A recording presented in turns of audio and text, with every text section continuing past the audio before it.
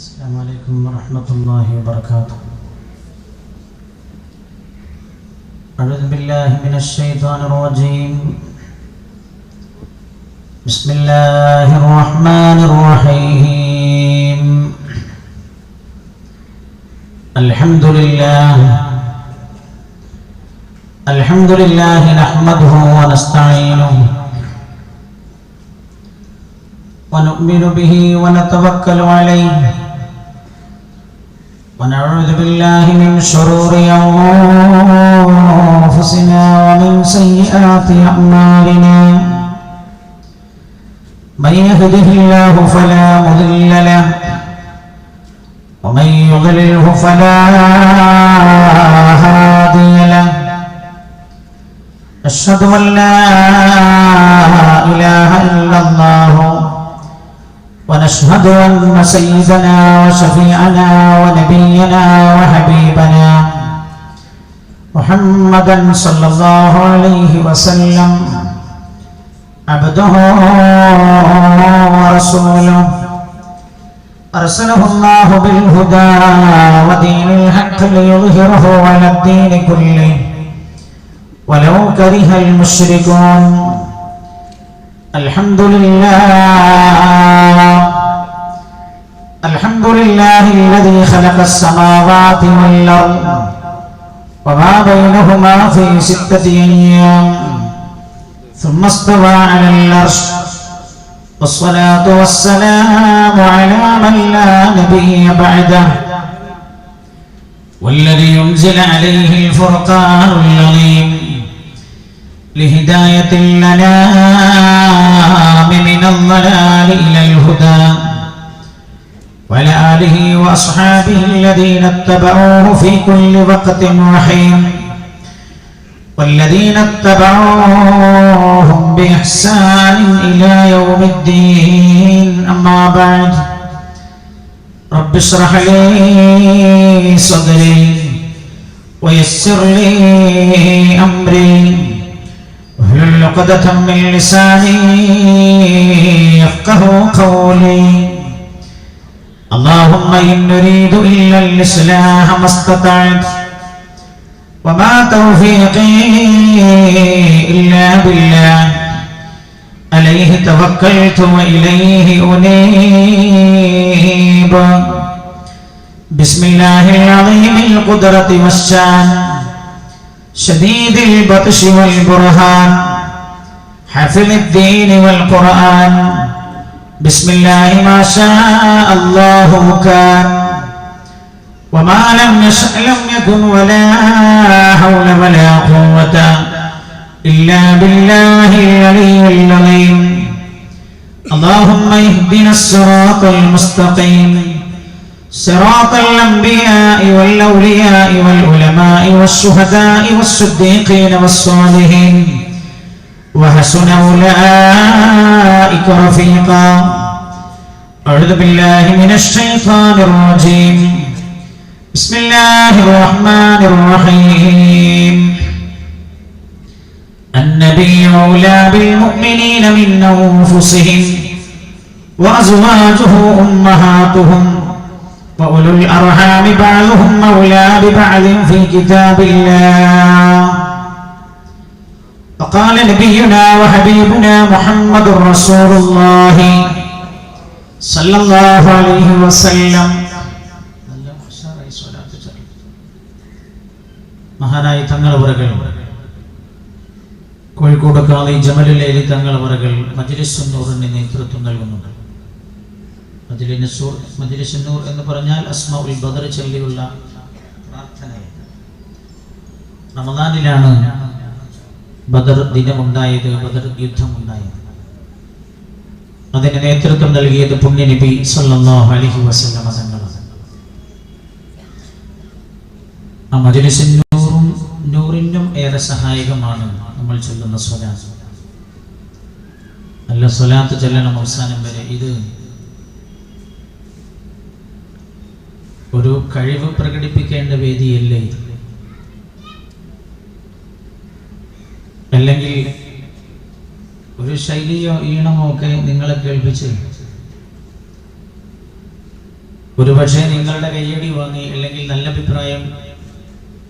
നിങ്ങളുടെ നല്ല അഭിപ്രായം കേട്ട്, അല്ലെങ്കിൽ അത്ര ഉഷാറായില്ല എന്ന് പറഞ്ഞ് മോശാഭിപ്രായം കേട്ട് അതൊന്നും രണ്ടായാലും ലക്ഷ്യമില്ല എന്ന് ഓർമ്മപ്പെടുത്തുകയാണ്. നമ്മൾ ഇന്ന് പുണ്യനബി സല്ലല്ലാഹു അലൈഹി വസല്ലമ തങ്ങളുടെ പ്രിയപ്പെട്ട ഭാര്യ സയ്യിദത്തുന ആയിഷ ബീവി റളിയല്ലാഹു അൻഹയെ കുറിച്ചാണ് പറയുന്നത്. ഞാൻ ഇവിടെ അങ്ങനെ സാധാരണ ചോദിച്ചു എന്തെങ്കിലും വിഷയം പറയാനുണ്ടോ? എന്നോട് പറഞ്ഞു പറഞ്ഞാൽ മതി. ഞാനിങ്ങോട്ട് വരുന്നവരെ വേറെ വിഷയം പറയണമെന്നൊക്കെ ഇവിടെ വന്നപ്പോൾ എനിക്ക് തോന്നി ആയിഷ ബീവി റളിയല്ലാഹു അൻഹയെ കുറിച്ച് പറയലാവും നല്ലത് എന്ന് തോന്നുന്നു. വരുന്നവരെ വേറൊരു കാര്യം തീരുമാനിച്ചു. ഇവിടെ എത്തിയപ്പോൾ അങ്ങനെ തോന്നി. ചിലപ്പോൾ അള്ളാഹുവിൻ്റെ ഖദാ റബ്ബാണ് തോന്നിപ്പിക്കുന്നതാണ്. അള്ളാഹുവാണ് ഖൽബിലേക്ക്, നമ്മുടെ ഓരോ ഖൽബിലേക്കും കാര്യങ്ങൾ തോന്നിപ്പിച്ചു തരുന്നത് അള്ളാഹുവാണ്.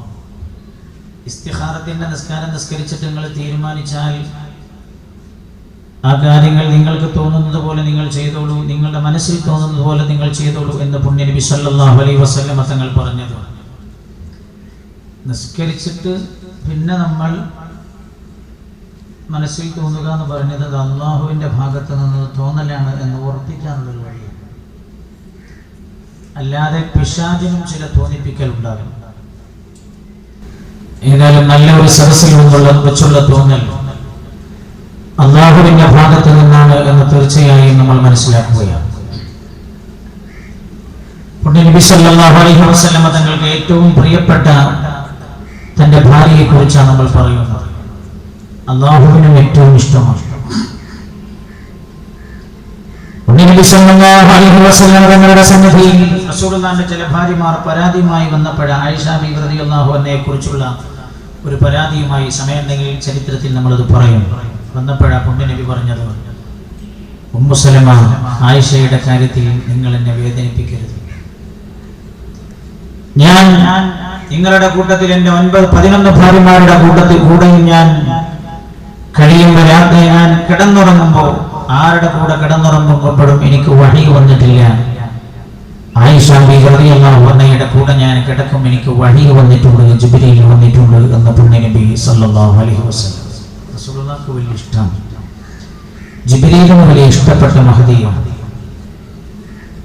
അല്ലാഹുവിനെ ഏറെ ഇഷ്ടപ്പെട്ട മഹദിയാണ്. പരിശുദ്ധമായ ഇസ്ലാമിന്റെ ഒട്ടേറെ നിയമങ്ങൾ നമുക്ക് പഠിപ്പിച്ചു തന്ന മഹദിയാണ്. മഹാനായ നബിയുനാ മുഹമ്മദ് മുസ്തഫ സല്ലല്ലാഹു അലൈഹി വസല്ലമ തങ്ങളുടെ അറയിലെ വിശേഷം പോലും ലോകത്തിന് പറഞ്ഞു കൊടുത്തത് എന്തിന്? അത് തോന്നിവാസം പഠിപ്പിക്കാനല്ല. തോന്നിവാസങ്ങൾ നടക്കുന്ന പുണ്യനബിയുടെ ചെയ്തി എന്ത് എന്ന് പഠിപ്പിക്കുവാൻ. അങ്ങനെയല്ലോ വിദേശത്തുനിന്ന് വരുമ്പോ മൊബൈലിൽ തന്നെ കയറ്റി വന്നിട്ട് അറകളെ മലീമസമാക്കുന്ന കാലഘട്ടത്തിൽ അറയിൽ ഒരു മനുഷ്യൻ പാലിക്കേണ്ട മര്യാദ എന്ത് എന്ന് പഠിപ്പിക്കാൻ. അങ്ങനെ ഖിയാമത്ത് നാൾ വരെ അനശ്വരമായി കിടക്കുകയാണ് ആയിഷ ബീവി റളിയല്ലാഹു അൻഹയുടെ ചരിത്രം. അതൊക്കെ പറയാൻ ഒരു സദസ്സിൽ വന്ന് പറയാന്ന് പറഞ്ഞാൽ അത് നമ്മൾ തന്നെ ആവേശം കൂട്ടണമെന്ന് ഞാൻ നടക്കുന്നുള്ളൂ. അത് ആ സദസ്സിൽ നിന്ന് കിട്ടുന്ന ചാർജാണ്. ചാർജ് എന്ന് ഞങ്ങൾ തന്നെ കവറൊന്നുമല്ല. അതൊന്നും താല്പര്യപ്പെട്ടിട്ടല്ല ഈ വന്നത് എന്നും ഓർമ്മപ്പെടുത്തുകയാണ്. കുടുങ്ങിയ സഹായിക്കണല്ലോ, അങ്ങനെയാണ് പുണ്യനബി പറഞ്ഞത്. കുടുങ്ങണോട് സഹായിക്കണം. കുടുങ്ങണ സമയത്ത് മനുഷ്യനെ പിന്നെ നമ്മൾ കൂടുതൽ കൊടുക്കാൻ പറ്റില്ലല്ലോ എന്നും കരുതിയാണ്. അപ്പൊ എൻ്റെ ഡ്യൂട്ടിയുടെ ഭാഗമാണ് റമദാനിൽ എല്ലാ ദിവസവും ഉച്ചക്ക് പ്രസംഗിക്കാന്നുള്ളത്. ളുഹർ കഴിഞ്ഞ് പ്രസംഗിക്കണം. മഹലിലെ സ്ത്രീകൾ ഒരു പക്ഷേ ഇന്ന് വലിയ പ്രതിഷേധമൊക്കെ ഉണ്ടാക്കാൻ സാധ്യതയുണ്ട്. നോമ്പുറക്കാൻ ഭക്ഷണം കിട്ടുമെന്നുള്ള വലിയ ബേജാറും എനിക്കുണ്ട്. കാരണം ഇന്ന് എന്തായാലും ഞാൻ ക്ലാസ്സിന് പങ്കെടുക്കും എന്ന് കഴിഞ്ഞ ചൊവ്വാഴ്ച ക്ലാസ്സിൽ ഞാൻ പറഞ്ഞതാണ്. ആ വാക്ക് മാറ്റി പറയാൻ എനിക്ക് കഴിഞ്ഞിട്ടില്ല. അത് കഴിയണമെങ്കിൽ ഇനിയൊരു ക്ലാസ് അവരുടേത് കിട്ടണം. ഈ ഉമ്മമാർക്ക് ദീനിനോടുള്ള സ്നേഹം ഞാൻ മനസ്സിലാക്കുന്നത് അങ്ങനെയാണ്. ഒരു ക്ലാസ് കുറഞ്ഞു പോയാൽ അതിൻ്റെ ഫലം കറിയിൽ കാണും, അതിൻ്റെ ഫലം ഭക്ഷണത്തിൽ കാണും, റോട്ടിയിൽ കാണും. എന്താ കാരണം? അവർക്ക് ദീനിനോടുള്ള സ്നേഹം കൊണ്ടാണ്. ഇയാൾ നമുക്ക് ദീന് പറഞ്ഞിട്ടില്ലെങ്കിൽ പിന്നെ എന്തിനായിട്ട് ഭക്ഷണം കൊടുക്കുന്നതാണോ? നല്ല ചിന്തയാണ്. അപ്പൊ ഞാൻ പറയുന്നത്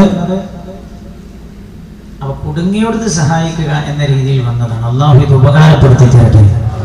ഞാൻ മുസ്തഫ അഷ്റഫ് ഉസ്താദിനോട് പറഞ്ഞു, ഞാൻ പകരം വെക്കാൻ പറ്റാവുന്ന ഒരാളല്ലല്ലോ നിങ്ങൾ വിളിച്ചത്. കാരണം ബാക്കബിസാദിനും സുസാറുസാനൊക്കെ പകരം ഞാൻ വരാൻ തന്നെ അത് അൺഫിറ്റാണ്, ഫിറ്റാവും. നമ്മളൊരു സ്ഥലത്ത് ഒരു ദ്വാരമടക്കാൻ അതിനോട് ഫിറ്റായത് കൊണ്ടുപോയി വെക്കണ്ടേ? ഫിറ്റായത് കൊണ്ട് വെച്ചിട്ടില്ലെങ്കിൽ ഇങ്ങനെ ലൂസായി കളിക്കും, ഇടയ്ക്കടുത്ത് കുഴിഞ്ഞു പോകും. അപ്പം എന്നോട് പറഞ്ഞു കുടുങ്ങിയിട്ടാണ് ഉദവി എന്ന് പറഞ്ഞപ്പോൾ പിന്നെ ആ വാക്കിന് മുമ്പിലൊന്നും പറയാനില്ല. അല്ലാതെ പകരം പോകാൻ പറ്റാത്ത ആൾ എന്നതുകൊണ്ടല്ല, പകരം പോകുമ്പോഴും നമ്മൾ പോയാൽ ഫിറ്റാണോടത്ത് പോകാനല്ലേ പറ്റും, അല്ലെങ്കിൽ വരുന്നവർ നിരാശരായി പോകുമല്ലോ എന്ന് കരുതിയിട്ടാണ്. ഇൻഷാ അല്ലാഹ് അല്ലാഹു ഖൈറാക്കി തരട്ടെ, ആമീൻ എന്ന് ദുആ ചെയ്യുന്നു. നിങ്ങൾ എന്തൊക്കെ അനൗൺസ് ചെയ്യണം ഞാൻ എന്നെ വൈകിട്ട് കേട്ടു. അങ്ങനെയൊന്നും പറയരുത് എന്ന് ഞാൻ ഓർമ്മപ്പെടുത്തുകയാണ്. അത് പറയുമ്പോൾ 100% ശരിയാണല്ലോ, ശരിയാവും. പറയുന്നത് ശരിയാവുമ്പോഴല്ലേ, യാഥാർത്ഥ്യം പറയുമ്പോഴല്ലേ ശരിയാവുള്ളൂ എന്ന് ഓർമ്മപ്പെടുത്തുന്നു. അല്ലാഹു സുബ്ഹാനഹു വ തആല ഖൈറാക്കി തരട്ടെ, ആമീൻ എന്ന് ദുആ ചെയ്തുകൊണ്ട് നമ്മൾ നേരെ വിഷയത്തിലേക്ക് കടക്കുകയാണ്. وقال نبينا وحبيبنا محمد رسول الله صلى الله عليه وسلم ثلاث من كن فيه وجد حلاوة الإيمان أن يكون الله ورسوله أحب إليه مما سواهما وأن يحب المرء لا يحبه إلا لله وأن يكره أن يعود في الكفر كما يكره أن يقذف في النار يا من يجيب دعاء المضطر في المظلم يا كاشف الضر والبلوى مع السقم قد نام وفدك حول البيت وانتبهوا وأنت يا حي يا قيوم لم تنم إن كان عفوك يا يرجوه ذو جرم فمن يجود على العاصين بالنعم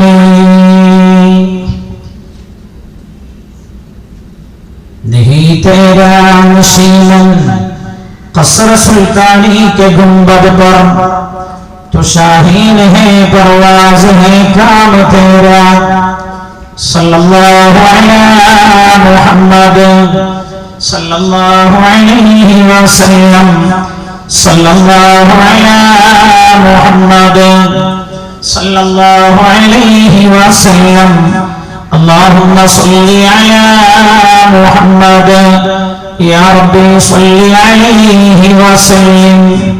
വേദിയുടെ അധ്യക്ഷപദം അലങ്കരിച്ചിരിക്കുന്ന നമ്മുടെ മഹലിന്റെ സർവാധരണീയരായ ഖതീബ്, ഞാൻ പിന്നെ ഇങ്ങനെ ആലോചിച്ചു പകരാളെ വിളിക്കേണ്ട ആവശ്യമൊന്നുമില്ല, നമ്മൾ എന്നെ കുടുംബത്തോടത്ത് മൂപ്പരെ വിളിക്കലും, നമ്മളൊന്നും പറഞ്ഞാൽ തീരാത്തിടത്തേക്ക് മൂപ്പരെ വിളിക്കാം.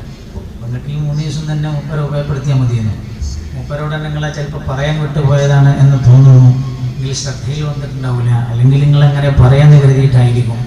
ആദരണീയരായ മുസ്തഫ അഷ്റഫി ഉസ്താദ് കക്കുപ്പടി അല്ലാഹു ആരോഗ്യത്തോടുള്ള ദീർഘായുസ്സ് പ്രദാനം ചെയ്യട്ടെ. പല പുത്തനാശയങ്ങളും വളർന്നു വരുന്ന മഹല്ലുകളിൽ അതിൻ്റെ മുനയൊടിക്കാറുള്ളതും അതിനെ നശിപ്പിച്ചു കളയാറും ഉള്ള പ്രഗത്ഭരായ പണ്ഡിതന്മാരിൽ പ്രധാനിയാണ്. അല്ലാഹു സുബ്ഹാനഹു വ തആല ഇൽമു വർദ്ധിപ്പിച്ചു കൊടുക്കട്ടെ. അല്ലാഹുവിന്റെ ദീൻ നിലനിർത്താൻ പറ്റുന്ന ആലിമീങ്ങളെ അല്ലാഹു നമ്മുടെ നാട്ടിൽ നിന്നും വളർത്തിയെടുക്കാൻ നമുക്ക് അല്ലാഹു തൗഫീഖ് ചെയ്യട്ടെ.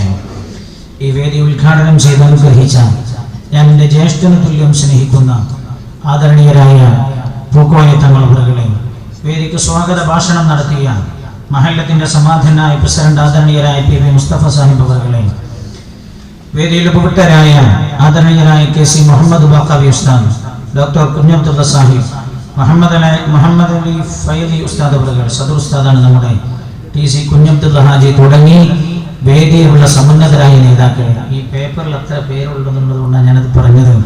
പലരും എടുത്തു പറയപ്പെടാൻ പറ്റാവുന്ന അല്ലെങ്കിൽ എടുത്തു പറയപ്പെടേണ്ട ആളുകളാകും എന്ന് ഞാൻ മനസ്സിലാക്കുകയാണ്. അങ്ങനെയാണ് നമ്മുടെ സമൂഹത്തിലൊരു സ്വഭാവം വളർന്നു വരുന്നുണ്ട്. എല്ലാവരും തുല്യരാണ്, ആരും പരിഗണിക്കേണ്ടതില്ല, അതൊക്കെ മോശമാണ്. ഒരു പ്രദേശത്ത് പരിഗണിക്കപ്പെടേണ്ടവർ ഉണ്ടാവും. പക്ഷേ ഈ പരിഗണിക്കപ്പെടേണ്ടവന് തോന്നരുത് ഞാൻ പരിഗണിക്കപ്പെടേണ്ട ആളാണ്, എന്നെ പറഞ്ഞില്ലല്ലോ, എന്നെ എഴുതിയില്ലല്ലോ, എന്നെ ക്ഷണിച്ചില്ലല്ലോ എന്ന് അയാൾക്ക് തോന്നാൻ പാടില്ല. പക്ഷേ പരിഗണിക്കപ്പെടേണ്ടവർ പരിഗണിക്കപ്പെടണം, എടുത്തു പറയപ്പെടേണ്ടവർ എടുത്തു പറയപ്പെടേണ്ടവരാണ്. പുണ്യ നബി സല്ലല്ലാഹു അലൈഹി വസല്ലം തങ്ങൾ മദീന പള്ളിയിലാണ്. മദീന പള്ളിയിലേക്ക് സ്വഹാബികളുടെ വീടുകളുടെ ഭാഗത്തു നിന്ന് വരുന്ന ഭാഗങ്ങളിലൊക്കെ പല ഡോറുകളും മദീന പള്ളിയിലേക്ക് ഉണ്ടായിരുന്നു. നബി സല്ലല്ലാഹു അലൈഹി വസല്ലം തങ്ങൾ ഒരു ദിവസം സ്വഹാബികളോട് പറഞ്ഞു, സ്വഹാബ, മദീന പള്ളിയിലേക്കുള്ള എല്ലാ വാതിലുകളും നിങ്ങൾ അടച്ചു കളയണം.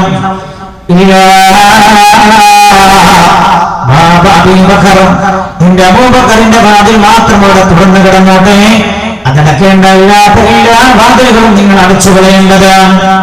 കാരണം സിദ്ദീഖ് റളിയല്ലാഹു അൻഹു ഒരിക്കലും ഇസ്ലാമിനെ പോലും പരിശുദ്ധമായ ദീനിന്റെ അനുയായികൾക്ക് ഒരിക്കലും നിഷേധിക്കാൻ കഴിയില്ല, മറക്കാൻ കഴിയാത്ത വ്യക്തിത്വമാണ് സയ്യിദുനാ സിദ്ദീഖ് റളിയല്ലാഹു അൻഹു.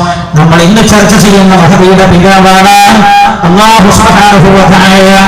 സിദ്ദീഖ് റളിയല്ലാഹു അൻഹു ഒരിക്കലും മറക്കപ്പെടരുത് എന്ന അല്ലാഹുവിന്റെ തീരുമാനമുള്ളതുകൊണ്ടാണ് ഓരോ ദിവസവും 5 നേരങ്ങളിൽ 17 തവണകളായി സമിഅല്ലാഹു ലിമൻ ഹമീദ ആ മഹാൻ സ്മരിക്കപ്പെടുന്നത്.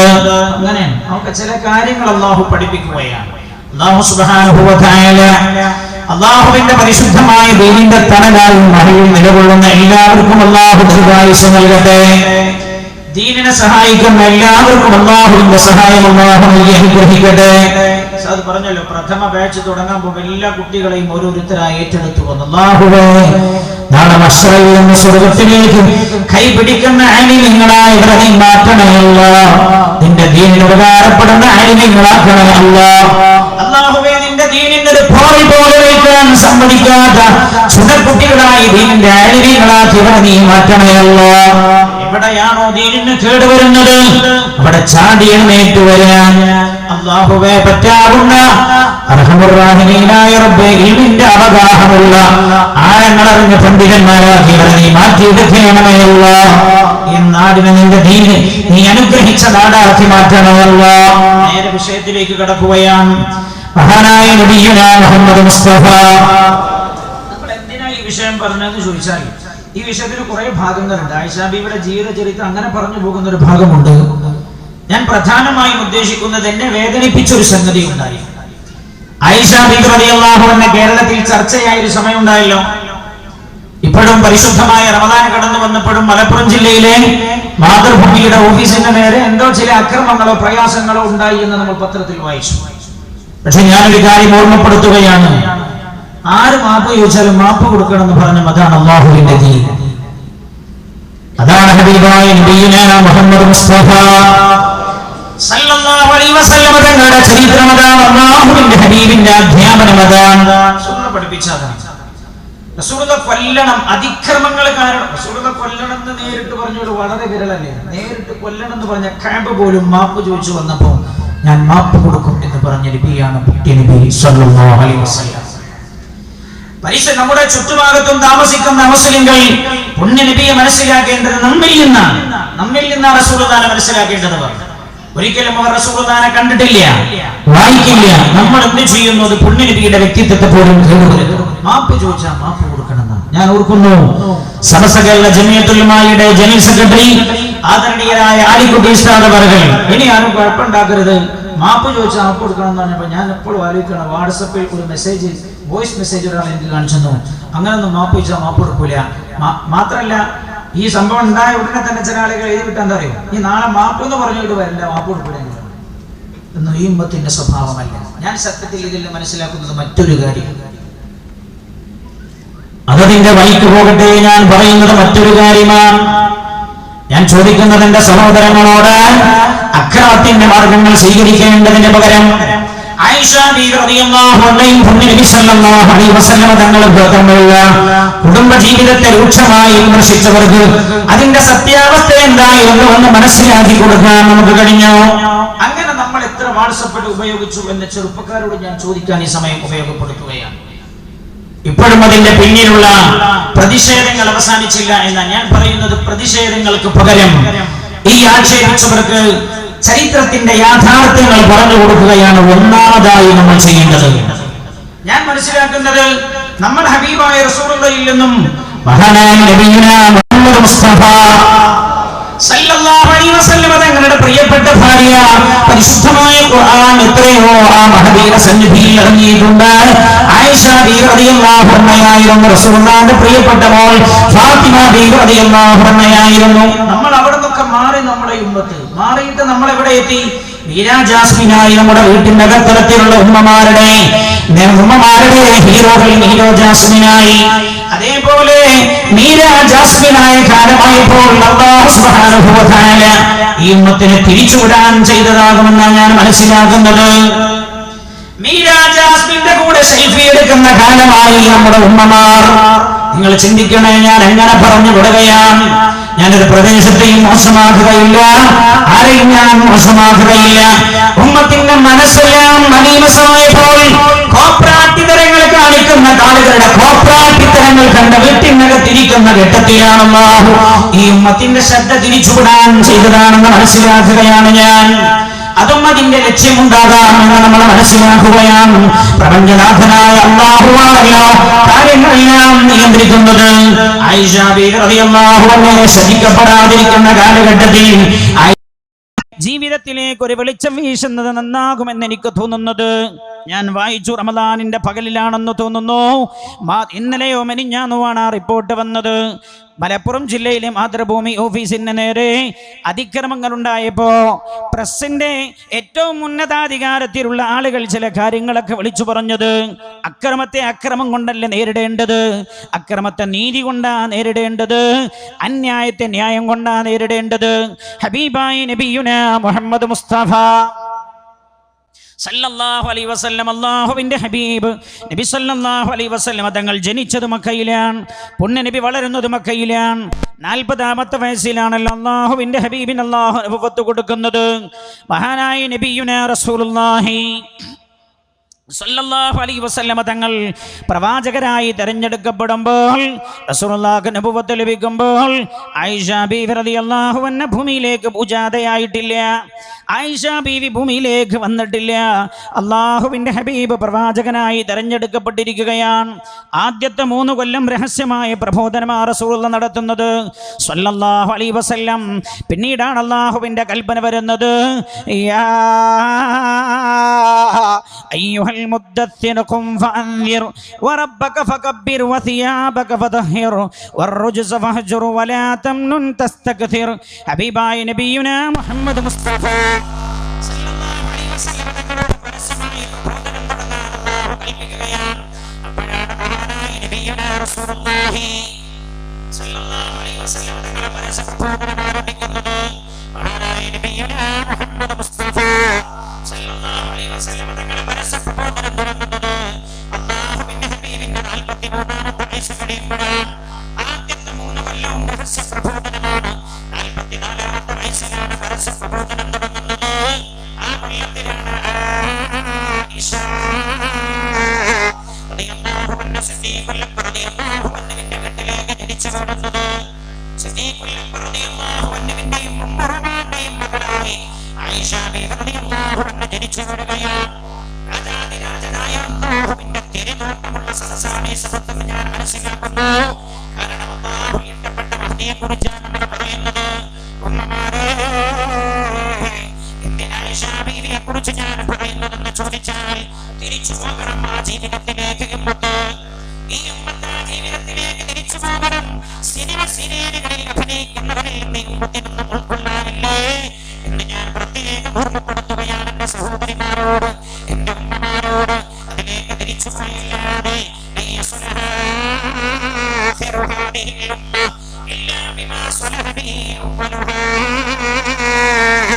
എന്റെ ആദ്യ സമുദായം നന്നായത് ഏത് നന്മ കൊണ്ടാണോ ആ നന്മ കൊണ്ടല്ലാതെ എന്റെ ഉമ്മത്തിലെ അവസാന ആളുകൾക്കും നന്നാവാൻ കഴിയില്ല എന്ന് ഹബീബായ നബിയുനാ മുഹമ്മദ് മുസ്തഫ സല്ലല്ലാഹു അലൈഹി വസല്ലം തങ്ങൾ പഠിപ്പിക്കുകയാണ്. ആ ലക്ഷ്യത്തിലാണ് നമ്മൾ ഈ വിഷയം ചർച്ച ചെയ്യുന്നത്. 44-ാമത്തെ വയസ്സിലാണ് അല്ലാഹുവിന്റെ ഹബീബിന്റെ 44-ാമത്തെ വയസ്സിലാണ് ആയിഷ ബീവി റളിയല്ലാഹു അൻഹ ഭൂമിയിലേക്ക് പൂജാതയാകുന്നത്. സയ്യിദുനാ സിദ്ദീഖ് റളിയല്ലാഹു അൻഹുവിന്റെയും ഉമ്മ റുമാൻ റളിയല്ലാഹു അൻഹുവിന്റെയും മകളായി ജനിച്ചു വരികയാണ് ആയിഷ റളിയല്ലാഹു അൻഹ. ഉമ്മ റുമാന്റെ മുല കുടിച്ചു വളരുകയാണ് ആയിഷ ബീവി റളിയല്ലാഹു അൻഹ. മുലകുടി പ്രായത്തിലാണ്. മുല കുടിച്ചങ്ങനെ വളരുകയാണ് ആയിഷ ബീവി. പിച്ച നടക്കാൻ സമയമായി. വീട്ടിനകത്ത് വച്ച് കളിക്കും ആയിഷ ബീവി റളിയല്ലാഹു അൻഹ. ഉമ്മയുടെ കൂടെ കളിക്കും ആയിഷ റളിയല്ലാഹു അൻഹ. പിന്നെയും ആയിഷ ബീവി വളരുകയാണ്. ഓടി നടക്കുന്ന പ്രായമായി. വീട്ടിനകത്ത് നിന്ന് വെളിയിലേക്ക് ഇറങ്ങുന്ന പ്രായമായി. അപ്പോഴാണ് വീടിന്റെ പരിസരത്തുള്ള കുട്ടികളെ പരിചയപ്പെടുന്നത്. ആ കുട്ടികളുമായി ആയിഷ ബീവി കളിക്കാൻ തുടങ്ങി. കളിക്കുന്ന പ്രായമാണ്. ചെറുപ്പത്തിലെ ആയിഷ ബീവി റളിയല്ലാഹു അൻഹ കാണുന്നു വരാറുണ്ട്. തന്റെ പിതാവിന്റെ ഏറ്റവും അടുത്ത സുഹൃത്താണ് അയാൾ. ഇടക്കിടക്ക് വീട്ടിലേക്ക് കയറി വരാറുണ്ട്. പിതാവായ സുഫീഖ് റളിയല്ലാഹു അൻഹുവും അവരും തമ്മിൽ ഇടക്കിടക്ക് സംസാരിക്കുന്നത് ഈ കുഞ്ഞുമോൾ കാണാറുണ്ട്. ആരാണത്? ഹബീബായ നബിയുനാ മുഹമ്മദ് മുസ്തഫ സല്ലല്ലാഹു അലൈഹി വസല്ലം തങ്ങളെ ആയിഷ ബീവി റളിയല്ലാഹു അൻഹക്ക് ചെറുപ്പത്തിലെ പരിചയമുള്ള ആള് മഹാനായ നബിയുനാ മുഹമ്മദ് മുസ്തഫ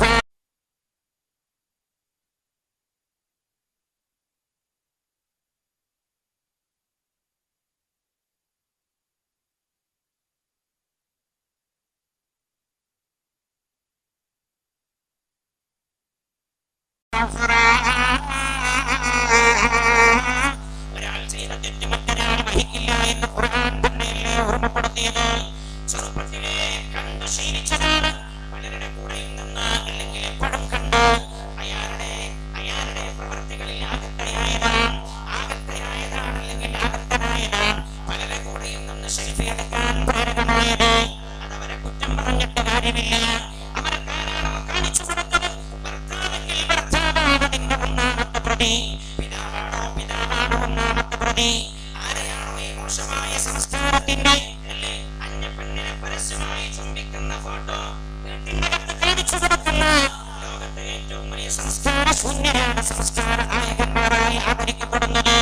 അവരെയാ ലോകം വാഴ്ത്തുന്നത്. ഇനി കാലഘട്ടത്തിന്റെ നാശമാണ് ഞാൻ പറയുന്നത്. അവരോട് കൂടെ നിൽക്കാൻ, അവരോട് ചേർന്ന് നിൽക്കാൻ, അവരുടെ ഒപ്പം നിൽക്കാൻ, അവരുടെ കൂടെ ഒരു സെൽഫി എടുക്കാൻ വ്യഗ്രത കാണിച്ചതിന്റെ കാരണം ആ പ്രിയപ്പെട്ട പെങ്ങളെ ആക്ഷേപിക്കണ്ട എന്നാണ് എനിക്ക് തോന്നുന്നത്. ഞാൻ പറയുന്നത് ചെറുപ്പത്തിലെ കണ്ടത് മനസ്സിനകത്ത് പതിഞ്ഞു പോകുന്നതാണ്. അതുകൊണ്ട് വാപ്പമാരെ ശ്രദ്ധിക്കണേ, ഉമ്മമാരെ ശ്രദ്ധിക്കണേ, ഭർത്താക്കന്മാരെ ശ്രദ്ധിക്കണേ. ആയിഷ ബീവി റളിയല്ലാഹു അൻഹാ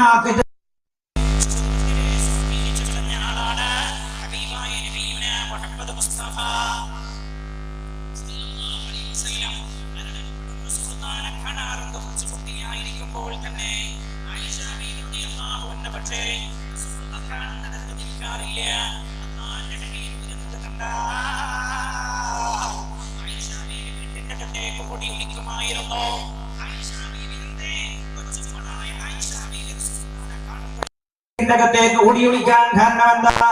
ആയിഷ ബീവി തന്റെ പ്രിയപ്പെട്ട മാതാവ് അങ്ങനെ ചെയ്യുന്നത് കണ്ടിട്ടുണ്ട്. ഉമ്മു റോമാൻ, എന്റെ പ്രിയപ്പെട്ട മാതാവ് ഉമ്മു റോമാൻ റസൂലുള്ളാഹി വരുമ്പോ വീട്ടിന്റെ അകത്തേക്ക് ഒളിഞ്ഞിരിക്കുന്നത് ആയിഷ ബീവി കാണാറുണ്ട്. അതുകൊണ്ട് റസൂലുള്ളാഹി എപ്പോ വീട്ടിലേക്ക് വരുമ്പോഴും കൊച്ചുമോളാ 2-3 വയസ്സുള്ള കുഞ്ഞാണ് ആയിഷ ബീവി വീട്ടിന്റെ അകത്തേക്ക് ഓടി മറയുന്നത്.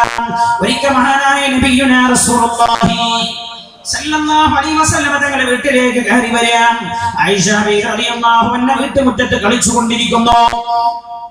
അയൽപക്കത്തുള്ള കുട്ടികളുടെ കൂടെ കളിച്ചുകൊണ്ടിരിക്കുകയാണ്. കളിച്ചുകൊണ്ടിരിക്കുമ്പോഴാണ് റസൂലുള്ളാഹി വീട്ടിലേക്ക് കയറി വരുന്നത്. ആയിഷ ബീവി റസൂലുള്ളാഹിനെ കണ്ടിട്ടില്ല, കൂടെയുള്ള കുട്ടികളാരും കണ്ടിട്ടില്ല. മുറ്റത്തേക്ക് അല്ലാഹുവിന്റെ ഹബീബെത്തി. ആയിഷ ബീവി കളിച്ചുകൊണ്ടിരിക്കുകയാണ്. അപ്പോഴാണ് അല്ലാഹുവിന്റെ ഹബീബിന്റെ ചോദ്യം ആ കളിക്കൂട്ടുകാരോട്. കുട്ടികളോട് വല്ലാത്ത സ്നേഹമാണല്ലോ ഹബീബായ നബിയുനാ മുഹമ്മദ് മുസ്തഫ സല്ലല്ലാഹു അലൈഹി വസല്ലം തങ്ങൾക്ക് വല്ലാത്ത സ്നേഹമാണല്ലോ കളിക്കൂട്ടുകാരോടായ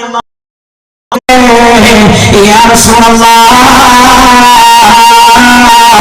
സുലൈമാൻ അലൈഹിസ്സലാമിന്റെ കുതിരയ്ക്ക് ചിറകുണ്ടായിരുന്നല്ലോ നബിയെന്ന് ആയിഷ ബീവിയുടെ മറുപടിയാണ്. അല്ലാഹുവിന്റെ ഹബീബ് പോലും കാണിച്ചു പോവുകയാണ്. കൊച്ചുകുഞ്ഞായ ആയിഷ ബീവി റളിയല്ലാഹു അൻഹയുടെ വിജ്ഞാനത്തിന്റെ ആഴം നോക്കൂ ഉമ്മമാരെ. ഞാൻ ചോദിക്കട്ടെ നിങ്ങളോട്, എന്റെ കുഞ്ഞുമോൾ ആയിഷ ബീവി വിജ്ഞാനം ലഭിച്ചത് എപ്പോഴും സിദ്ദീഖ് റളിയല്ലാഹു അൻഹുവിന്റെ വീടിന്റെ അകത്ത് ഉമ്മു റോമാന്റെ ചർച്ചയാരാണെന്നറിയോ? ഉമ്മു റോമാന്റെ വീട്ടിനകത്തെ ചർച്ചയാരാ? ഉമ്മു റോമാന്റെ വീട്ടിനകത്തുള്ള ചർച്ച ആസിയ ബീവിയാണ്, മറിയം ബീവിയാണ്, കഴിഞ്ഞുപോയ പ്രവാചകന്മാരാണ്. സുലൈമാൻ അലൈഹി അള്ളാഹുവിനെ കുറിച്ച് കുഞ്ഞുമോളോട് നമ്മൾ പറഞ്ഞിട്ടുണ്ട്.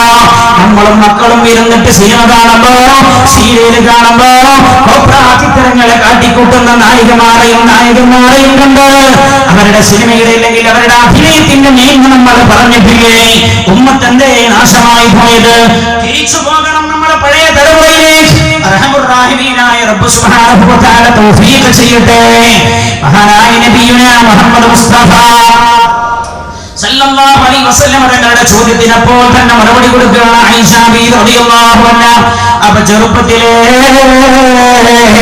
നല്ലത് മാത്രമേ ആയിഷ അന്ന് ചെറിയ കുട്ടിയാ, 3 വയസ്സേ ആയിഷ ബീവി റളിയല്ലാഹു അൻഹാക്ക് ആയിട്ടുള്ളൂ. അപ്പോഴാ സ്വഹാബികളാകെ ദുഃഖത്തിലായി പോയ സംഭവം ഉണ്ടാകുന്നത്. 3 വയസ്സ് കഴിഞ്ഞ് 4-ാം വയസ്സിലേക്ക് ആയിഷ ബീവി കിടക്കുമ്പോഴാ മഹാനായ നബിയുനാ റസൂലുള്ളാഹി സല്ലല്ലാഹു അലൈഹി വസല്ലം തങ്ങളും റസൂലുള്ളാഹിന്റെ കുടുംബവും റസൂലുള്ളാഹിന്റെ പ്രിയമുള്ള സ്വഹാബികളും മക്കയിൽ ഉപരോധിക്കപ്പെടുന്നത്. ഇപ്പോഴുമുണ്ട് എൻ്റെ സഹോദരങ്ങളെ മക്കയിലെ ആ താഴ്വര.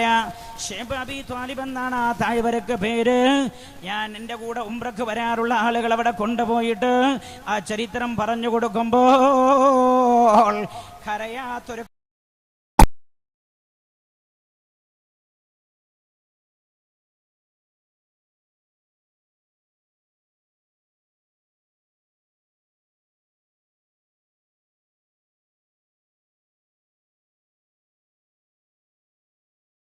ഇവിടെ നിൽക്കേണ്ട ഖദീജ, ഭക്ഷണം ലഭിക്കില്ല ഖദീജ. ഇവിടെ ശത്രുക്കൾ തടഞ്ഞു വെച്ചിരിക്കുകയാണ്. പട്ടിണി കെട്ടി എന്നെ ഇഞ്ചിഞ്ചായി കൊല്ലലാണ് ശത്രുക്കളുടെ ലക്ഷ്യം ഖദീജ.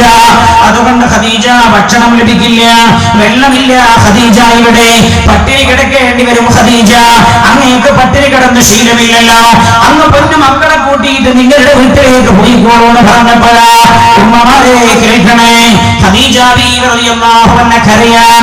ഖദീജ ബീവി റളിയല്ലാഹു അൻഹ കരഞ്ഞുകൊണ്ട് അല്ലാഹുവിന്റെ ഹബീബിനോട് പറയാ, ഭർത്താവിന്റെ ക്ഷേമത്തിലും ഭർത്താവിന്റെ ഐശ്വര്യത്തിലും ഭർത്താവിന്റെ കട്ടപ്പാടിലും ഭർത്താവിനോടൊപ്പം ക്ഷമിച്ചു നിൽക്കാൻ കഴിയുന്ന പെണ്ണാ.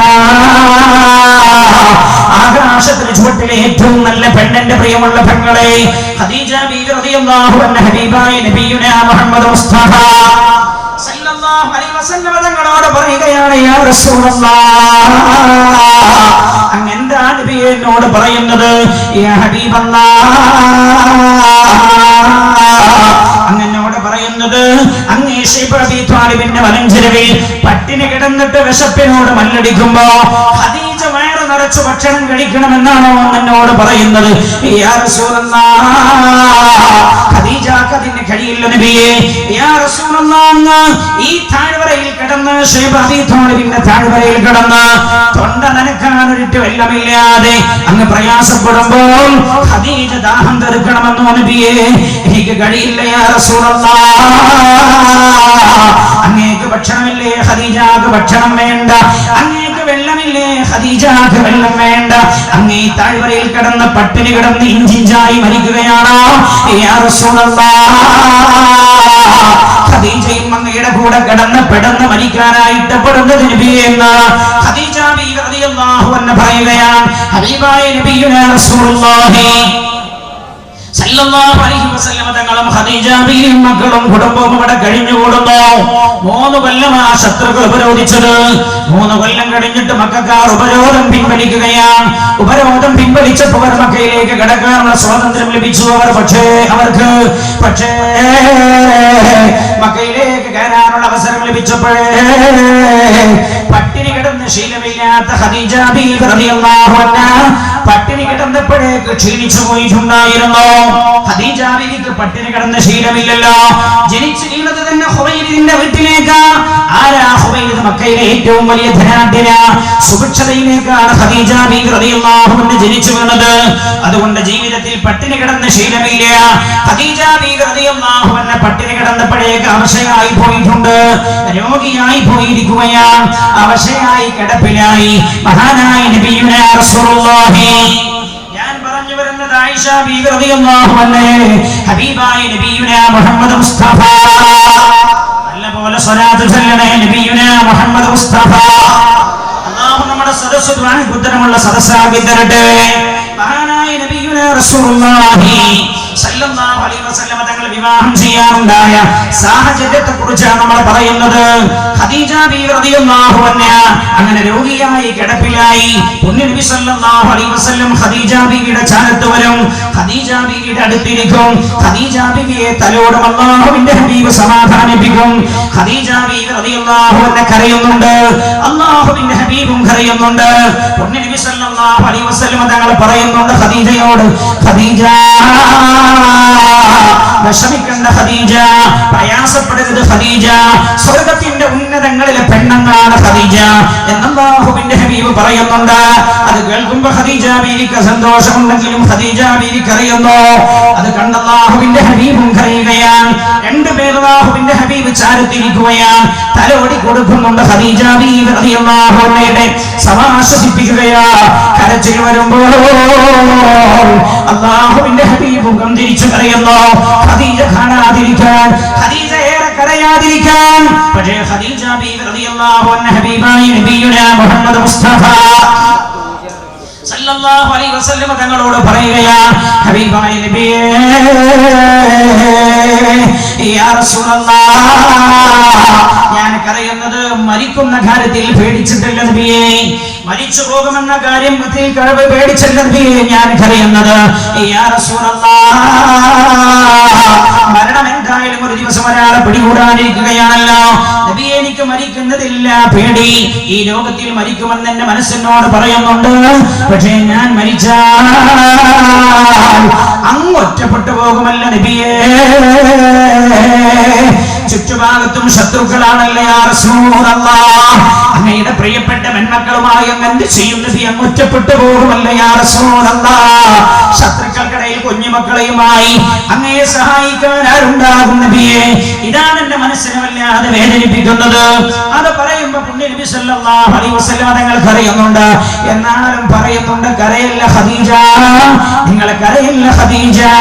ഖദീജ ബീവി റളിയല്ലാഹു അൻഹയും റസൂലുള്ളാഹിയും കരയുന്നു. പെട്ടെന്ന് ഖദീജ ബീവി റളിയല്ലാഹു അൻഹ റസൂലുള്ളാഹിയോട് പറയുന്നത്, ഹബീബായ നബിയേ, ഈ ലോകത്തിൽ ഞാൻ രക്ഷപ്പെടാൻ ഒരു സാധ്യതയും ഞാൻ കാണുന്നില്ല നബിയേ. യാ റസൂലല്ലാഹ്, ഞാൻ ഈ ലോകത്തിൽ മരിച്ചാൽ അങ്ങാകണം എന്നെ മയ്യിത്ത് കുളിപ്പിക്കേണ്ടത്. ഹബീബായ നബിയേ സല്ലല്ലാഹു അലൈഹി വസല്ലം, ഞാൻ അങ്ങയുടെ ഭാര്യയായി അങ്ങയുടെ അറയിലേക്ക് കയറി വരുന്ന ദിവസം ഞാൻ സ്വയം കുളിച്ചതാ നബിയേ.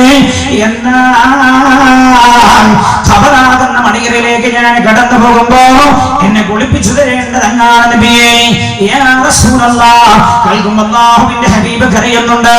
ഖദീജ ബീവി റളിയല്ലാഹു അൻഹ നിർത്തിയില്ല. യാ റസൂലല്ലാഹ്, മയ്യിത്ത് കുളിപ്പിച്ചു കഴിഞ്ഞാൽ ഖബറാകുന്ന മണിയറയിലേക്ക് പോകുന്നതിന് മുമ്പ് എല്ലാവരും ധരിക്കുന്ന വസ്ത്രമുണ്ടല്ലോ നബിയേ, അത് കഫംകുടയാണല്ലോ. ഖബറാകുന്ന മണിയറയിലേക്ക് കഫുള്ള കഫംകുട അങ്ങ് ധരിപ്പിച്ചു തരണം യാ റസൂലല്ലാഹ്. അല്ലാഹുവിന്റെ ഹബീബിന്റെ കണ്ണുനീര് ചാലിട്ടൊഴുകയാണ്. ഖദീജ ബീവി റളിയല്ലാഹു അൻഹ പറയുമ്പോ, ഖദീജ നീ എന്തിനാ, നിങ്ങൾ എന്തിനാ മരണത്തെ കുറിച്ച് പറയുന്നത് ഖദീജ എന്ന് അല്ലാഹുവിന്റെ ഹബീബ് ചോദിക്കുന്നുണ്ട്. ഖദീജ ബീവി പറയാണ്, ഹബീബായ നബിയേ,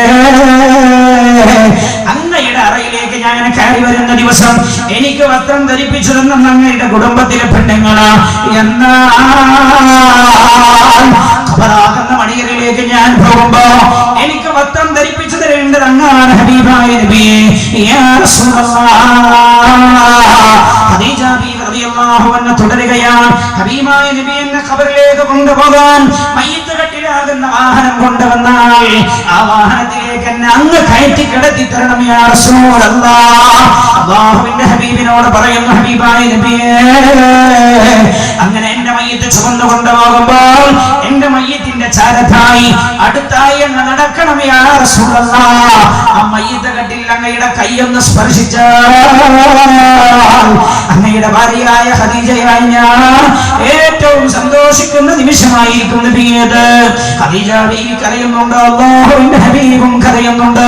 റസൂലുള്ളാഹിന്റെ കവളിലൂടെ കണ്ണുനീരൊലിച്ച് താടിയിലൂടെ ഒലിച്ചിറങ്ങിയിട്ട് അല്ലാഹുവിന്റെ ഹബീബിന്റെ മടിയിലേക്ക് കണ്ണുനീർ ഉറ്റി വീണുകൊണ്ടിരിക്കുന്നുണ്ട്. ഖദീജ ബീവി റളിയല്ലാഹു അൻഹ നിർത്തിയില്ല. യാ റസൂലല്ലാഹ്, അങ്ങനെ എന്റെ മയ്യത്തിന്റെ ഖബറിന്റെ അടുത്ത് കൊണ്ടുപോയി വെച്ചാൽ എന്റെ ഖബറിന്റെ അടുത്ത് എന്റെ മയ്യത്തെത്തിയിട്ട് എന്നെ ഖബറിലേക്ക് താഴ്ത്തുമല്ലോ നബിയെ. പിന്നെ ഭൂമിയിലേക്ക് ഞാൻ ഒരിക്കലും തിരിച്ചു വരില്ലല്ലോ. നമ്മളിനി നമ്മൾ ഭൂമിയിൽ വെച്ചു കാണലില്ലല്ലോ. അവസാനത്തെ പിരിയലാണല്ലോ നബിയെ. യാ റസൂലല്ലാഹ്,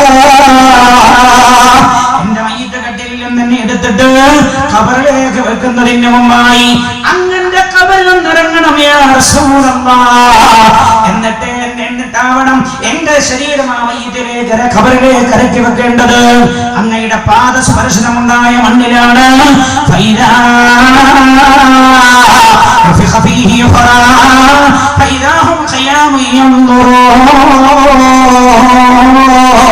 ഖിയാമത്ത് നാളിന്റെ രണ്ടാമത്തെ ഉദ്വരെ ഞാൻ കിടക്കാൻ ഉദ്ദേശിക്കുന്നത് അങ്ങയുടെ പാദസ്പർശനമുണ്ടായ മണ്ണിലാണെന്ന് ഖദീജ ബീവി റളിയല്ലാഹു അൻഹാ ഹബീബായ നബിയുനാ മുഹമ്മദ് മുസ്തഫ സല്ലല്ലാഹു അലൈഹി വസല്ലം തങ്ങൾ കരയുന്നു. ഖദീജ ബീവിയും കരയുന്നുണ്ട്. അല്പസമയം കഴിഞ്ഞു ഖദീജ ബീവി റളിയല്ലാഹു അൻഹാ ലോകത്തോട് വിട പറയുകയാണ്.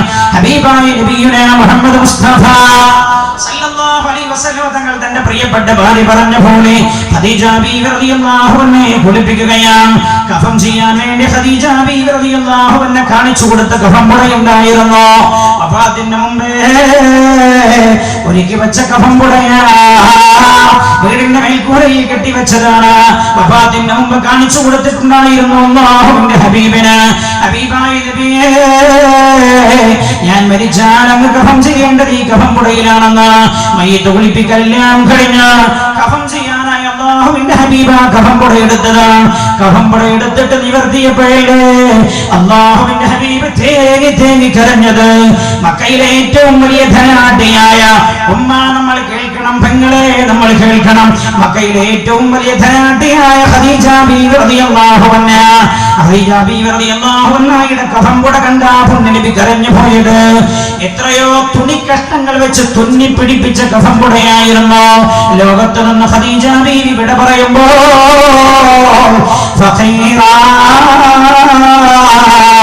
ഏറ്റവും വലിയ പാവപ്പെട്ട ഫഖീറത്തായിട്ടാണ് ഖദീജ ബീവി റളിയല്ലാഹു അൻഹ വിട പറഞ്ഞത്.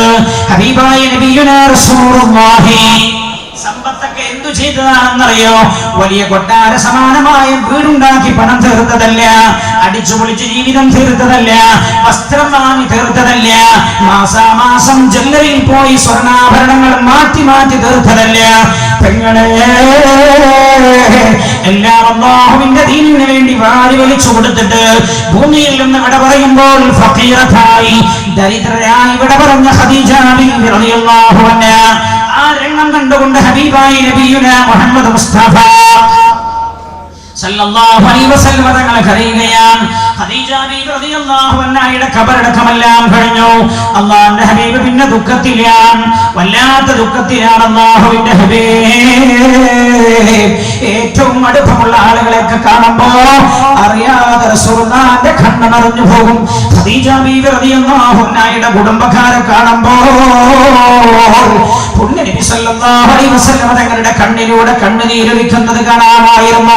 മാത്രമല്ല റസൂലുള്ളാഹിന്റെ കുടുംബക്കാർ അല്ലാഹുവിന്റെ ഹബീബിന്റെ സ്വഹാബികളെ കാണുമ്പോ, ഏറ്റവും അടുത്ത ആളുകളൊക്കെ കാണുമ്പോ അല്ലാഹുവിന്റെ ഹബീബ് ഏറെ ദുഃഖത്തിനായിട്ടാണ് അവരെ കാണുന്നത്. സ്വഹാബികൾ മുഴുവൻ ആ ദുഃഖം വല്ലാതെ വ്യാപിച്ച് പിടികൂടിയിരിക്കുകയാണ്. എല്ലാവരും ഏറെ ടെൻഷനിലാണ്. പുണ്യനബി സല്ലല്ലാഹു അലൈഹി വസല്ലം തങ്ങൾ പിന്നെ വീട്ടിൽ നിന്ന് ഏറെ സമയം പുറത്തിറങ്ങാതെയായി, അധിക സമയം വീട്ടിലിരിക്കുകയായി. അത്യാവശ്യത്തിന് പിന്നെ പുറത്തിറങ്ങുന്നുള്ള സ്വഹാബികൾക്ക് വല്ലാത്ത വിഷമമായി. റളിയല്ലാഹു അൻഹു ഹബീബായ നബിയുനാ മുഹമ്മദ് മുസ്തഫ സല്ലല്ലാഹു അലൈഹി വസല്ലം തങ്ങളുടെ ഈ അവസ്ഥയിൽ സ്വഹാബികളൊക്കെ വല്ലാത്ത വിഷമത്തിലാണെന്ന് മാത്രമല്ല, അവർക്കിടയിൽ തന്നെ ചർച്ചയുണ്ട്. എന്ത് ചെയ്യാം, നമ്മൾ എന്താ ഇതിന്റെ ഒരു പരിഹാരം കാണുക? അപ്പോഴായ നബിയുനാ റസൂലുള്ളാഹി സല്ലല്ലാഹു അലൈഹി വസല്ലം തങ്ങളോട് ഏറെ അടുപ്പം കാണിച്ചിരുന്ന ഉസ്മാൻ ഇബ്നു മദ്ഊൻ എന്ന് പറയുന്ന സ്വഹാബി ഒരു ദിവസം റസൂലുള്ളാഹിന്റെ വീട്ടിലേക്ക് വന്നതാ. അല്ലാഹുവിന്റെ ഹബീബിന്റെ വിവരം അറിയാൻ വേണ്ടി വന്നതാ. പുണ്യനബി സല്ലല്ലാഹു അലൈഹി വസല്ലം തങ്ങളുടെ വിശേഷങ്ങൾ അറിയാൻ വേണ്ടി വീട്ടിലേക്ക് വന്നതാ. വീട്ടിലേക്ക് വന്നപ്പോൾ അല്ലാഹുവിന്റെ ഹബീബിന്റെ ഇരുത്തവും അല്ലാഹുവിന്റെ റസൂലിന്റെ ചിന്തയും ഒക്കെ കണ്ടപ്പോൾ ഉസ്മാൻ ഇബ്നു മദ്ഊൻ റളിയല്ലാഹു അൻഹു വല്ലാത്ത വിഷമമായി. മഹാനായ ഉസ്മാൻ ഇബ്നു മദ്ഊൻ റളിയല്ലാഹു അൻഹു ഹബീബായ നബിയുനാ മുഹമ്മദ് മുസ്തഫ സല്ലല്ലാഹു അലൈഹി വസല്ലം തങ്ങളുടെ വീട്ടിൽ പിന്നെ ഏറെ സമയം ഉസ്മാൻ റളിയല്ലാഹു അൻഹു ഇരുന്നില്ല. മഹാനവറുകൾ അതാ വളരെ പെട്ടെന്ന് തന്റെ വീട്ടിലേക്ക് തിരിച്ചു പോവുകയാണ്. എല്ലാ ആളുകളും ഇത് വന്നാൽ മനസ്സിലാവില്ല എന്തിനാണ് ഞാൻ പറയണം. ചിലരൊക്കെ പറയും ബക്കറ്റ് വരുന്നുണ്ടെന്ന് പറയണം. ഞാൻ മനസ്സിലാക്കുന്നത് കാസർഗോഡൊന്നും പറയേണ്ടിയില്ല. ഇങ്ങനത്തെ കുറേ ബക്കറ്റാണ് ഒരുപാട് പള്ളി മദ്രസ ഉണ്ടാക്കിയത്. ഇങ്ങനത്തെ കുറേ ബക്കറ്റുകളാണ്. സാധാരണ ഇങ്ങനത്തെ ബക്കറ്റിൽ വെള്ളം നമ്മൾ ശേഖരിക്കുക. എന്നാൽ വയലിൻ്റെ സ്ഥലത്ത് വന്നാൽ സ്വർണ്ണാഭരണങ്ങളും പണങ്ങളും ഒക്കെ ശേഖരിക്കാറുണ്ട് ബക്കറ്റുകൾ. ഞങ്ങളോട് പറയണം നല്ല സമയമാണ്, നല്ല അവസരമാണ്.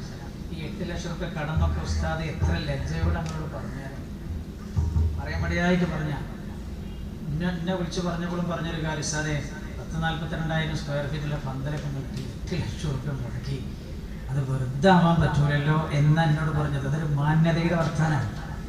വെറുതെ ആവാൻ പറ്റൂല എന്ന് പറഞ്ഞ് ഒരു മാന്യതയ്ക്ക് പറഞ്ഞ് അന്ന് പറഞ്ഞാൽ ബുദ്ധിയുള്ള മനസ്സിലാക്കേണ്ടത് അതൊക്കെ കടാണ്, വലിയ വിഷമാണ്. അല്ലാഹുവൊക്കെ ഖൈറാക്കി തരട്ടെ. മാത്രമല്ല ഇതിലൊരു വിഷമം എന്ന് പറഞ്ഞാൽ നമ്മൾ വലിയ നടത്തുന്ന പരിപാടി ഒരു കടായി സമാപിച്ചാൽ നമുക്ക് വലിയ പ്രശ്നമൊന്നുമില്ല. അതിൽ മുസ്തഫാജ് പറയും ഞാനൊരു 5 ലക്ഷം ഞാൻ തരാം, അല്ലെ കാതറാജ് 2 ലക്ഷം രൂപ ആണ് തീർക്കാനുള്ളൂ. ഈ മക്കളെ മുത്തഅല്ലിമീങ്ങളായ കുട്ടികളെ വളർത്തിയിട്ട് ഒരു വലിയ ആവേശത്തിലും സന്തോഷത്തിലും അവർക്ക് തന്നെ പഠിക്കാനുള്ള പുസ്തകങ്ങളും മറ്റും ചെലവുകളൊക്കെ വാങ്ങാൻ അത് നിങ്ങളോട് മഹല്ലാരോട് ചോദിക്കേണ്ട വലിയൊരു പള്ളിൻ്റെ പണിയൊക്കെ നടക്കുമ്പോൾ അങ്ങനെ നിങ്ങൾക്കൊരു വയല്, അതും കേരളത്തിൽ ഏറ്റവും പ്രഗത്ഭനായ ഒരു പണ്ഡിതൻ്റെ വയലുമാവും.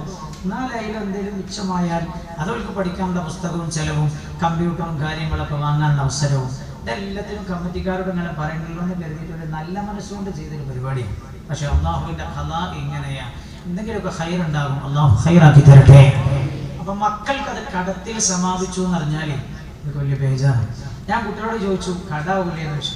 അപ്പം എന്നോട് ഒരു പറഞ്ഞു സാറില്ല സേ, പക്ഷെ ഞങ്ങൾ ഉസ്താദ് എല്ലാത്തിനും മുമ്പിലുണ്ടാവുക സന്തോഷമാണ്. അപ്പം എനിക്ക് മനസ്സിലായി ഉസ്താദ് വിളിച്ചിട്ട് അവരോട് പറഞ്ഞിട്ട് ബേജാറാണല്ലടാ കടായാലും എന്തെങ്കിലുമൊക്കെ ചെയ്യാം, അതൊരു വാപ്പ ചെയ്യേണ്ട പണി തന്നെയാണ്. പക്ഷെ സംഗതി ഉസ്താദ് ആമുഖ ഭാഷണം നടത്തിയപ്പോൾ നമ്മളോട് പറഞ്ഞില്ലേ എന്തെങ്കിലുമൊക്കെ ചെയ്യാൻ പറ്റുക നിങ്ങൾ ചെയ്യുമെന്ന് പറഞ്ഞാൽ അതൊരു മനുഷ്യൻ മാന്യനായ മനുഷ്യൻ പറഞ്ഞ വർത്താനത്തിൻ്റെ അങ്ങേയറ്റം. മാന്യത ഇല്ലാത്തവരാ പറഞ്ഞെങ്കിൽ ഇങ്ങോട്ട് ഇടുക്കിയെന്നാ പറയും. മനസ്സിലായല്ലോ. അക്കൽ മന്ദറ ഇഷാറ പ്രശസ്ത ബുദ്ധിമാന് സൂചന മതിയാണ്. ബുദ്ധിമാന് ഈ സ്ഥലത്തിൻ്റെ പേരെന്ത്? കാടൻകോട്. ദീർഘ ആദ്യം അല്ലേ കാടൻകോട്. കാടൻകോടുകാരൊക്കെ നല്ല ബുദ്ധിയുള്ള മനുഷ്യന്മാരാണ് ഞാൻ മനസ്സിലാക്കുന്നത്. നിങ്ങൾ ഇരിക്കണ എല്ലാവരും 1000 രൂപ എടുത്താൽ ഉറപ്പാണ് 8 ലക്ഷത്തിന് മേലുണ്ടാവും. 8 ലക്ഷത്തിൻ്റെ മേലുണ്ടാവും. നിങ്ങൾ ഇരിക്കണ എല്ലാവരും 1000 രൂപ കൊടുത്താൽ 8 ലക്ഷത്തിൻ്റെ മേലുണ്ടാവും. അപ്പം ഞാൻ നിങ്ങളോട് കൊടുക്കണം എന്ന് പറയുകയാണെങ്കിൽ ഞാൻ കൊടുക്കണ്ടേ? ഇവിടെ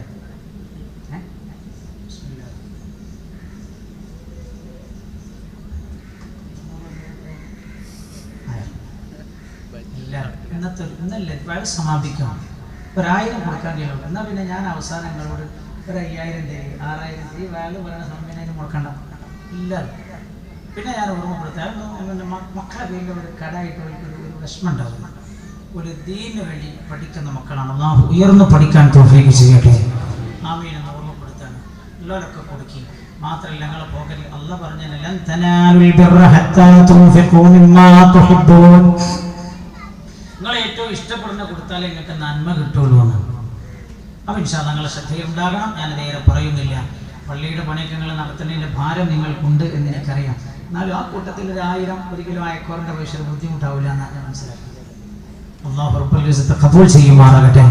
പള്ളിയുടെ പണി ഭംഗിയായി പൂർത്തിയാക്കിയിട്ട് നമുക്ക് അടുത്ത കൊല്ലത്തെ റമദാൻ അവിടെ ഇത്തിക്കാഫ് ഇരിക്കാനും അല്ലാഹു തൗഫീഖ് ചെയ്യട്ടെ. അല്ലാഹു അനുഗ്രഹിക്കുമാറാകട്ടെ. മഹാനായ സയ്യിദുനാ ഉസ്മാൻ ഇബ്നു മദ്ഊൻ റളിയല്ലാഹു അൻഹു ആരങ്ങളുടെ വീട്ടിൽ നിന്ന് വെളിയിലേക്ക് ഇറങ്ങിയതാണ്. തന്റെ വീട്ടിലേക്ക് ധരിയിൽ നടന്നു പോകുന്നു. ഉസ്മാൻ റളിയല്ലാഹു അൻഹുവിന്റെ ഉസ്മാൻ ഇബ്നു മദ്ഊൻ റളിയല്ലാഹു അൻഹുവിന്റെ ഭാര്യ ഭക്ഷണമെല്ലാം റെഡിയാക്കി വെച്ചിരിക്കുകയാണ്. ഉസ്മാൻ ഇബ്നു മദ്ഊൻ റളിയല്ലാഹു അൻഹു വീട്ടിലേക്ക് കയറി വന്നപാടെ ഭാര്യ ഭക്ഷണം എടുത്തു കൊടുക്കുന്നു. ഉസ്മാൻ ഇബ്നു മദ്ഊൻ റളിയല്ലാഹു അൻഹു ഭക്ഷണം കഴിക്കുന്നുണ്ട്. പക്ഷേ ചിന്താനിമഗ്നനാണ്. ഭക്ഷണമെല്ലാം കഴിച്ചു കഴിഞ്ഞ് ഭാര്യയും അവരും കിടക്കാനായി അറക്കകത്തേക്ക് കയറുകയാണ്. ഉസ്മാൻ റളിയല്ലാഹു അൻഹു കിടക്കാൻ അറയിലേക്ക് കയറി. രണ്ടുപേരും ഭാര്യയും കടന്നു. മഹാനവറുകളത അന്ന് അറയിൽ ഭാര്യയോട് ചർച്ച ചെയ്യുന്നത് ഹബീബായ നബിയുനാ റസൂലുള്ളാഹി സല്ലല്ലാഹു അലൈഹി വസല്ലം തങ്ങളുടെ വീട്ടിലെ കാര്യമാണ്. ഉസ്മാൻ റളിയല്ലാഹു അൻഹുവിന്റെ ഭാര്യയോട് പറയാണ്, പ്രിയപ്പെട്ടവളെ, ഞാൻ അല്ലാഹുവിന്റെ ഹബീബിന്റെ വീട്ടിൽ പോയി. റസൂലുള്ളാഹിന്റെ അവസ്ഥ കണ്ടപ്പോൾ എനിക്ക് എന്റെ മനസ്സ് വല്ലാതെയായി പോയി. നീ ഭക്ഷണം തന്നിട്ട് പോലും ആ ഭക്ഷണം കഴിക്കാൻ എന്റെ മനസ്സ് സമ്മതിച്ചിട്ടില്ല. പിന്നെ ഞാൻ നിനക്കൊരു ടെൻഷൻ ആകണ്ട എന്ന് കരുതി കഴിച്ചു പോയതാണ്. ഭക്ഷണത്തിന്റെ രുചി തോന്നിയില്ല എനിക്ക് എന്റെ മനസ്സ് വല്ലാതെ വേദനിക്കുകയാണ്. ഭാര്യ ചോദിച്ചു, അതെന്തേ? അപ്പൊ പറഞ്ഞു, അല്ലാഹുവിന്റെ ഹബീബും പൊന്നുമക്കളും വീട്ടിന്റെ അകത്ത് തനിച്ച. ആരാ പൊന്നുമക്കളെന്ന് അറിയുമോ ഉമ്മമാരെ? മൂത്ത മോളാണ് സൈനബ റളിയല്ലാഹു അൻഹ. സൈനബ റളിയല്ലാഹു അൻഹയുടെ ഭർത്താവ് അബുൽ ആസ് റസൂലുള്ളാഹിന്റെ കൊടിയ ശത്രുവാണ്. അതുകൊണ്ട് തന്നെ സൈനബ ബീവിയെ വീട്ടിലേക്ക് പറഞ്ഞേക്കാറില്ല. സൈനബ ബീവി റളിയല്ലാഹു അൻഹ ഭർത്താവിന്റെ കൂടെയാ. രണ്ടാമത്തെ ആൾ ഉമ്മ കുൽഥൂമ റുഖിയ ബീവി റളിയല്ലാഹു അൻഹ. റുഖിയ ബീവി റളിയല്ലാഹു അൻഹ ഉസ്മാൻ റളിയല്ലാഹു അൻഹു ഉസ്മാൻ ഇബ്നു അഫ്ഫാൻ റളിയല്ലാഹു അൻഹുവിന്റെ കൂടെയാണ്. പിന്നെ ഉള്ളതോ ഉമ്മ കുൽഥൂമാണ്, ഫാത്തിമ ബീവിയാണ്. കൊച്ചുമോൾ ഫാത്തിമ ബീവിയാണ് റളിയല്ലാഹു അൻഹ. ഉമ്മ കുൽഥൂം റളിയല്ലാഹു അൻഹ അബൂ ലഹബിന്റെ മകൻ നിക്കാഹ് ചെയ്ത് ത്വലാഖ് ചൊല്ലിയതാണ്. ഈ രണ്ട് കുഞ്ഞു മക്കളാ വീട്ടിലുള്ളത്. ഈ രണ്ട് മക്കളും അല്ലാഹുവിന്റെ ഹബീബും തനിച്ചുമായി പോയിരിക്കുകയാണ്. ഉസ്മാൻ ഇബ്നു മദ്ഊൻ റളിയല്ലാഹു അൻഹു ഭാര്യയോട് പറയാ, ആ രംഗം കണ്ടിട്ട് എനിക്ക് സഹിക്കാൻ കഴിയുന്നില്ല. അതുകൊണ്ട് തന്നെ ഭാര്യയോട് പറയുന്നു, ഉസ്മാൻ റളിയല്ലാഹു അൻഹു, പ്രിയപ്പെട്ടവളെ, നീ റസൂലുള്ളാഹിയുമായി കുടുംബം തമുള്ള ആളാണല്ലോ. നീ റസൂലുള്ളാഹിനോട് ചെന്നിട്ട് ഒരു വിവാഹം കഴിക്കാൻ പറയണേ. ഭാര്യ പറഞ്ഞു, ഉസ്മാൻ തങ്ങളോട് നിങ്ങൾ പറയലാതല്ലത് ഞാൻ പറയുന്നതിനേക്കാളും. അപ്പൊ അല്ലാഹുവിന്റെ ഹബീബ് പറഞ്ഞു, സല്ലല്ലാഹുവിന്റെ ഹബീബിന്റെ പ്രിയപ്പെട്ട സ്വഹാബി ഉസ്മാൻ ഇബ്നു മദ്ഊൻ റളിയല്ലാഹു അൻഹു ഭാര്യയോട് പറഞ്ഞു, അതല്ല പ്രിയപ്പെട്ടവളെ, ഞാൻ പറയുന്നതിനേക്കാളും നല്ലത് നീ പറയുക. നീയുമായി റസൂലുള്ളാഹിയുമായി കുടുംബബന്ധമുണ്ടല്ലോ. അങ്ങനെ അവർ രണ്ടുപേരും കിടന്നുറങ്ങുന്നു. പക്ഷേ രണ്ടുപേർക്കും ഇതാലോചിച്ചിട്ട് ശരിക്കും ഉറങ്ങാൻ പറ്റിയിട്ടില്ല. രാവിലെ എഴുന്നേൽക്കുകയാണ്. എഴുന്നേറ്റ് പ്രാഥമിക കർമ്മങ്ങളെല്ലാം കഴിഞ്ഞു. ഉസ്മാൻ ഇബ്നു മദ്ഊൻ റളിയല്ലാഹു അൻഹുവിന് ഭക്ഷണം ഉണ്ടാക്കി കൊടുത്തതിന് ശേഷം അതാ ഉസ്മാൻ ഇബ്നു മദ്ഊൻ റളിയല്ലാഹു അൻഹുവിന്റെ ഭാര്യ വീട്ടിൽ നിന്നിറങ്ങുകയാണ്. എന്നിട്ട് ഇലാ ബൈതി റസൂലില്ലാഹി സല്ലല്ലാഹു അലൈഹി വസല്ലം അല്ലാഹുവിന്റെ ഹബീബിന്റെ വീട്ടിലേക്ക് കയറി ചെല്ലുകയാണ്. മഹാനായ നബിയുനാ മുഹമ്മദ് മുസ്തഫ സല്ലല്ലാഹു അലൈഹി വസല്ലം തങ്ങളുടെ വീട്ടിലുണ്ട്. ഉസ്മാൻ ഇബ്നു മദ്ഊൻ റളിയല്ലാഹു അൻഹുവിന്റെ ഭാര്യയെ കണ്ടപാടെ അല്ലാഹുവിന്റെ ഹബീബ് സ്വീകരിച്ചു വീട്ടിലേക്ക്. ഉസ്മാൻ ഇബ്നു മദ്ഊൻ റളിയല്ലാഹു അൻഹുവിന്റെ ഭാര്യ വീട്ടിനകത്ത് വന്നു. അല്ലാഹുവിന്റെ ഹബീബിനോട് വിശേഷണങ്ങളെല്ലാം ചോദിച്ചു. രണ്ട് കുഞ്ഞു മക്കളാ വീട്ടിനകത്തുള്ളത്. ഉമ്മു കുൽഥൂമാണ്, ഫാത്തിമ ബീവിയ. അത് കണ്ടപ്പോ അവരും കരഞ്ഞുപോയി. അല്ലാഹുവിന്റെ ഹബീബിനോട് പറഞ്ഞു, യാ അല്ലാഹുവിന്റെ ഹബീബേ, അങ്ങിങ്ങനെ ഒറ്റപ്പെട്ട് ജീവിച്ചാൽ പോലെ നബിയേ, അങ്ങൊരു വിവാഹം കഴിക്കണം യാ റസൂലല്ലാഹ്. ഉസ്മാൻ ഇബ്നു മദ്ഊൻ റളിയല്ലാഹു അൻഹുവിന്റെ ഭാര്യ എന്ന് പറയേണ്ട താമസമതാ. അല്ലാഹുവിന്റെ ഹബീബ് കരയുകയാണ്. ഉസ്മാൻ ഇബ്നു മദ്ഊൻ റളിയല്ലാഹു അൻഹുവിന്റെ ഭാര്യയോട് പറഞ്ഞു, പ്രിയപ്പെട്ടവളെ, എനിക്ക് എന്റെ ഖദീജയെ ഓർക്കുമ്പോൾ മറ്റൊരു വിവാഹം കഴിക്കാൻ തോന്നുന്നില്ല. ചിന്തിക്കണവിടെ ആക്ഷേപിച്ചവരോടാണ് ഞാൻ പറയുന്നത്. ആക്ഷേപത്തിന്റെ മുൾമുനകൾ അല്ലാഹുവിന്റെ ഹബീബിന്റെ നേരെ പായിച്ചവരോട് പറയാൻ. ഖദീജ ബീവി റളിയല്ലാഹു അൻഹ വഫാത്താകുന്നത് 65-ാമത്തെ വയസ്സിലാണ്. ഖദീജ ബീവിയുടെ പ്രായം 65 ആ പ്രായത്തിലാണ് ഖദീജ ബീവി ലോകത്തോട് വിട പറയുന്നത്. അപ്പൊ അല്ലാഹുവിന്റെ ഹബീബിന്റെ പ്രായമോ സല്ലല്ലാഹു അലൈഹി വസല്ലം 50 നല്ല പോലെ ശ്രദ്ധിക്കണേ. കിളവിയായ തന്റെ ഭാര്യ മരിച്ചിട്ട് പിന്നെ മരണശേഷം ഇതാ മാസങ്ങൾ കഴിഞ്ഞിട്ടും ആ ദുഃഖം അടക്കാൻ കഴിയുന്നില്ല. എന്റെ ഖദീജയെ ഓർക്കുമ്പോൾ എനിക്ക് മറ്റൊരു വിവാഹം ചെയ്യാൻ തോന്നുന്നില്ല. ചരിത്രത്തിൽ ഈ വാക്കുകൾ ഇടം പിടിച്ചിരിക്കുകയാ. ഈ നബിയെ കുറിച്ചാണോ നിങ്ങൾ എഴുതി വെച്ചത് സ്ത്രീലമ്പടനെന്ന്? ഈ ഹബീബിനെ കുറിച്ചാണോ നിങ്ങൾ പറഞ്ഞത് ലൈംഗിക വൈകൃതമുള്ള ആളെന്ന്? ഏത് ചരിത്രമാ സമ്മതിക്കുക എന്റെ പ്രിയമുള്ള സഹോദര? ഏത് യാഥാർത്ഥ്യത്തിനായി ഉൾക്കൊള്ളാൻ കഴിയുക നിങ്ങൾ പറയുന്നത്? ഹബീബായ നബിയുനാ മുഹമ്മദ് മുസ്തഫ സല്ലല്ലാഹു അലൈഹി വസല്ലം തങ്ങളെ കരയുകയാണ്. ഉസ്മാൻ ഇബ്നു മദ്ഊൻ റളിയല്ലാഹു അൻഹുവിന്റെ ഭാര്യ പറഞ്ഞു, ഹബീബായ നബിയേ, അങ്ങും ഈ മക്കളും വീട്ടിന്റെ അകത്ത് ഒറ്റക്കല്ലേ, മക്കളുടെ കാര്യം ശ്രദ്ധിക്കാൻ ഒരാൾ ആവശ്യമല്ലേ, അതുകൊണ്ട് അങ്ങ് വിവാഹം ചെയ്യണം യാ റസൂലല്ലാഹ്. ഹബീബായ നബിയേ, കന്യകയായ സ്ത്രീകളെയാണോ അങ്ങ് ഉദ്ദേശിക്കുന്നത്? വിവാഹം കഴിച്ചിട്ടില്ലാത്ത കന്യകയായ സ്ത്രീകളെയാണോ അങ്ങ് വിവാഹം ചെയ്യാൻ താല്പര്യമെങ്കിൽ അങ്ങനെ അങ്ങയുമായി വിവാഹ ബന്ധത്തിൽ ഏർപ്പെടാൻ പറ്റാവുന്ന ആഗ്രഹമുള്ള എത്രയോ പെൺകുട്ടികൾ മക്കയിലുണ്ട് നബിയേ. അങ്ങയുടെ പ്രിയപ്പെട്ട സുഹൃത്തായ സിദ്ദീഖുൽ അക്ബറിന്റെ മകൾ ആയിഷയില്ലേ നബിയേ, അല്ലാഹുവിന്റെ ഹബീബിനോട് പറഞ്ഞപ്പോൾ റസൂലുള്ളാഹി പറഞ്ഞു, ശ്രദ്ധിക്കണേ നിങ്ങൾ. അല്ലാഹുവിന്റെ ഹബീബ് ഉസ്മാൻ ഇബ്നു മദ്ഊൻ റളിയല്ലാഹു അൻഹുവിന്റെ ഭാര്യയോട് പറയാ, ആയിഷ കുഞ്ഞുമോളല്ലേ, ചെറിയ കുട്ടിയല്ലേ, അല്ലാഹുവിന്റെ ഹബീബ് ആ ഭാഗത്തേക്ക് മനസ്സ് കൊടുക്കുക പോലും ചെയ്തില്ല. ഉസ്മാൻ ഇബ്നു മദ്ഊൻ റളിയല്ലാഹു അൻഹുവിന്റെ ഭാര്യ പറഞ്ഞു, അതല്ല, ത്വലാഖ് ചൊല്ലപ്പെട്ട വിവാഹമോചിതരായ പെണ്ണുങ്ങളെയാണോ നിങ്ങൾ കല്യാണം ചെയ്യാൻ ആഗ്രഹിക്കുന്നത്? അങ്ങനെയുള്ള സ്ത്രീകളും മക്കയിലുണ്ട് നബിയേ. അമ്മയുമായി കുടുംബജീവിതം ആഗ്രഹിക്കുന്ന പെണ്ണുങ്ങളുണ്ട്. അതല്ല, ഭർത്താക്കന്മാർ മരിച്ചുപോയ വിധവകളായ സ്ത്രീകളെയാണോ അങ്ങ് വിവാഹം ചെയ്യാൻ ആഗ്രഹിക്കുന്നതെങ്കിൽ അങ്ങനെയുള്ള സ്ത്രീകളും മക്കയിലുണ്ട് നബിയേ എന്ന് അല്ലാഹുവിന്റെ ഹബീബിനോട് പറയാ. മഹാനായ നബിയുനാ റസൂലുള്ളാഹി സല്ലല്ലാഹു അലൈഹി വസല്ലം തങ്ങളൊന്നും പ്രതിവചിച്ചില്ല, ഒന്നും പറഞ്ഞില്ല. ഞാൻ ചോദിക്കട്ടെ, ഒരു സ്ത്രീ ലംബടനായിരുന്നെങ്കിൽ ഒരു പെണ്ണ് മരിച്ചാൽ ഇത്രയും കാത്തു നിൽക്കുമോ? എന്റെ ജീവിതത്തിലുള്ള ഒരു അനുഭവം, ഭാര്യ മരിച്ചുപോയി. ഭാര്യ മരിച്ചപ്പോ വല്ലാതെ പൊട്ടിക്കരഞ്ഞ ആളാണ് അയാൾ. 40 കഴിഞ്ഞ്, ഭാര്യയുടെ 40 കഴിഞ്ഞ് 41ാമത്തെ ദിവസം കല്യാണം ചെയ്തു. ആൾക്കാരൊക്കെ പറഞ്ഞു, ഇയാളാ കരഞ്ഞത് കള്ളമായിരുന്നല്ലേ. ഞാൻ അയാളെ കണ്ടപ്പോ ചോദിച്ചു, നിങ്ങൾ കല്യാണം കഴിഞ്ഞല്ലേ എന്ന് ഞാൻ ചോദിച്ചപ്പോ എന്നോട് പറഞ്ഞു, ഉസ്താദേ, 2 മക്കളുണ്ടല്ലോ, എനിക്ക് മക്കളെ നോക്കാൻ ആരുമില്ല. 40 ദിവസം ഞാൻ പ്രയാസപ്പെട്ടു പോയി. ഞാൻ പറയുന്നത് സാധാരണ ഒരു ചെറുപ്പക്കാരന്റെ മനോഭാവത്തെ കുറിച്ചാണ്. ഹബീബായ നബിയുനാ മുഹമ്മദ് മുസ്തഫ സല്ലല്ലാഹു അലൈഹി വസല്ലം തങ്ങളോട് വിവാഹം കഴിപ്പിക്കണമെന്ന് അനുയായികളും കുടുംബക്കാരും തീരുമാനിച്ചിട്ട് പോലും അല്ലാഹുവിന്റെ ഹബീബ് ആ ഭാഗത്തേക്ക് ചിന്തിച്ചിട്ടില്ല. ഈ നബിയെ കുറിച്ചാണ് ലൈംഗിക വൈകൃതൻ എന്ന് നിങ്ങൾ പറഞ്ഞത്. വൈകൃതമുള്ള ആൾ എന്ന് പറഞ്ഞത് എത്രമാത്രം സത്യത്തോട് നിരക്കാത്തതാണത്. മഹാനായ നബിയുനാ റസൂലുള്ളാഹി നല്ലപോലെ സ്വലാത്ത് ചൊല്ലുന്ന നമ്മുടെ സദസ്സ് പുത്രമുള്ള സദസ്സാക്കി തരട്ടെ. അല്ലാഹു എല്ലാ വേദനകൾക്കുള്ള പരിഹാരമാക്കി തരണേ അല്ലാഹ്. പടച്ച റബ്ബേ, നിനക്കും നിന്റെ ഹബീബിനും ഏറ്റവും ഇഷ്ടപ്പെട്ട ഒരു മഹദിയെ കുറിച്ചാണ് ഞങ്ങൾ പറയുന്നത്. അല്ലാഹ്, നിന്റെയും തിരു ഹബീബിന്റെയും പൊരുത്തമുള്ള സദസ്സാക്കി തരണേ അല്ലാഹ്. പുത്രമുള്ള സദസ്സാക്കി തരണേ അല്ലാഹ്. ഹബീബായ നബിയുനാ മുഹമ്മദ് മുസ്തഫ സല്ലല്ലാഹു അലൈഹി വസല്ലം തങ്ങൾ ഓരോ ദിവസം ഇങ്ങനെ തള്ളി നീക്കുകയാ. റസൂലുള്ളാഹിന്റെ വീട്ടിനകത്ത് വല്ലാത്ത ദുഃഖം തളം കെട്ടി നിൽക്കുകയാ.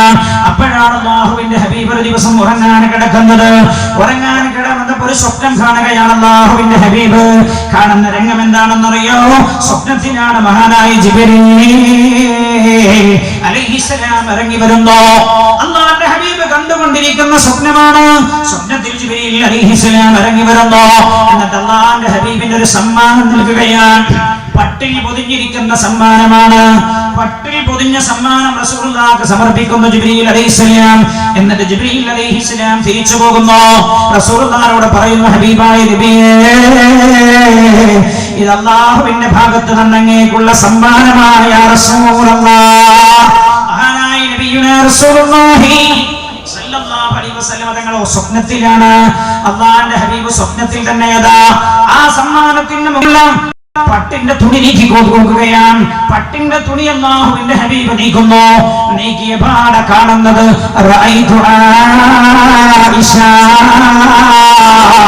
ആയിഷ ബീവിയെ ഞാൻ കണ്ടുവന്ന് ഹബീബായ നബിയുനാ റസൂലുള്ളാഹി അല്ലാഹുവിന്റെ ഭാഗത്തു നിന്നുള്ള നിർദ്ദേശം വരാൻ ആയിഷ ബീവി റളിയല്ലാഹു അൻഹയെ വിവാഹം ചെയ്യാൻ അല്ലാഹുവിന്റെ ഭാഗത്തു നിന്നുള്ള നിർദ്ദേശമാണ്. അല്ലാഹുവിന്റെ ഹബീബ് ഉറക്കത്തിൽ നിന്ന് ഉണരുകയാണ്.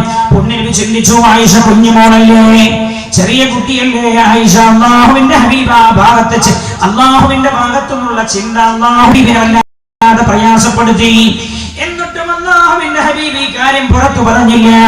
രണ്ടാമതാ ദിവസങ്ങൾ കഴിയുമ്പോ വീണ്ടും അല്ലാഹുവിന്റെ ഹബീബ് ഇതേപോലൊരു സ്വപ്ന ദർശനം ഉണ്ടാവുകയാണ്.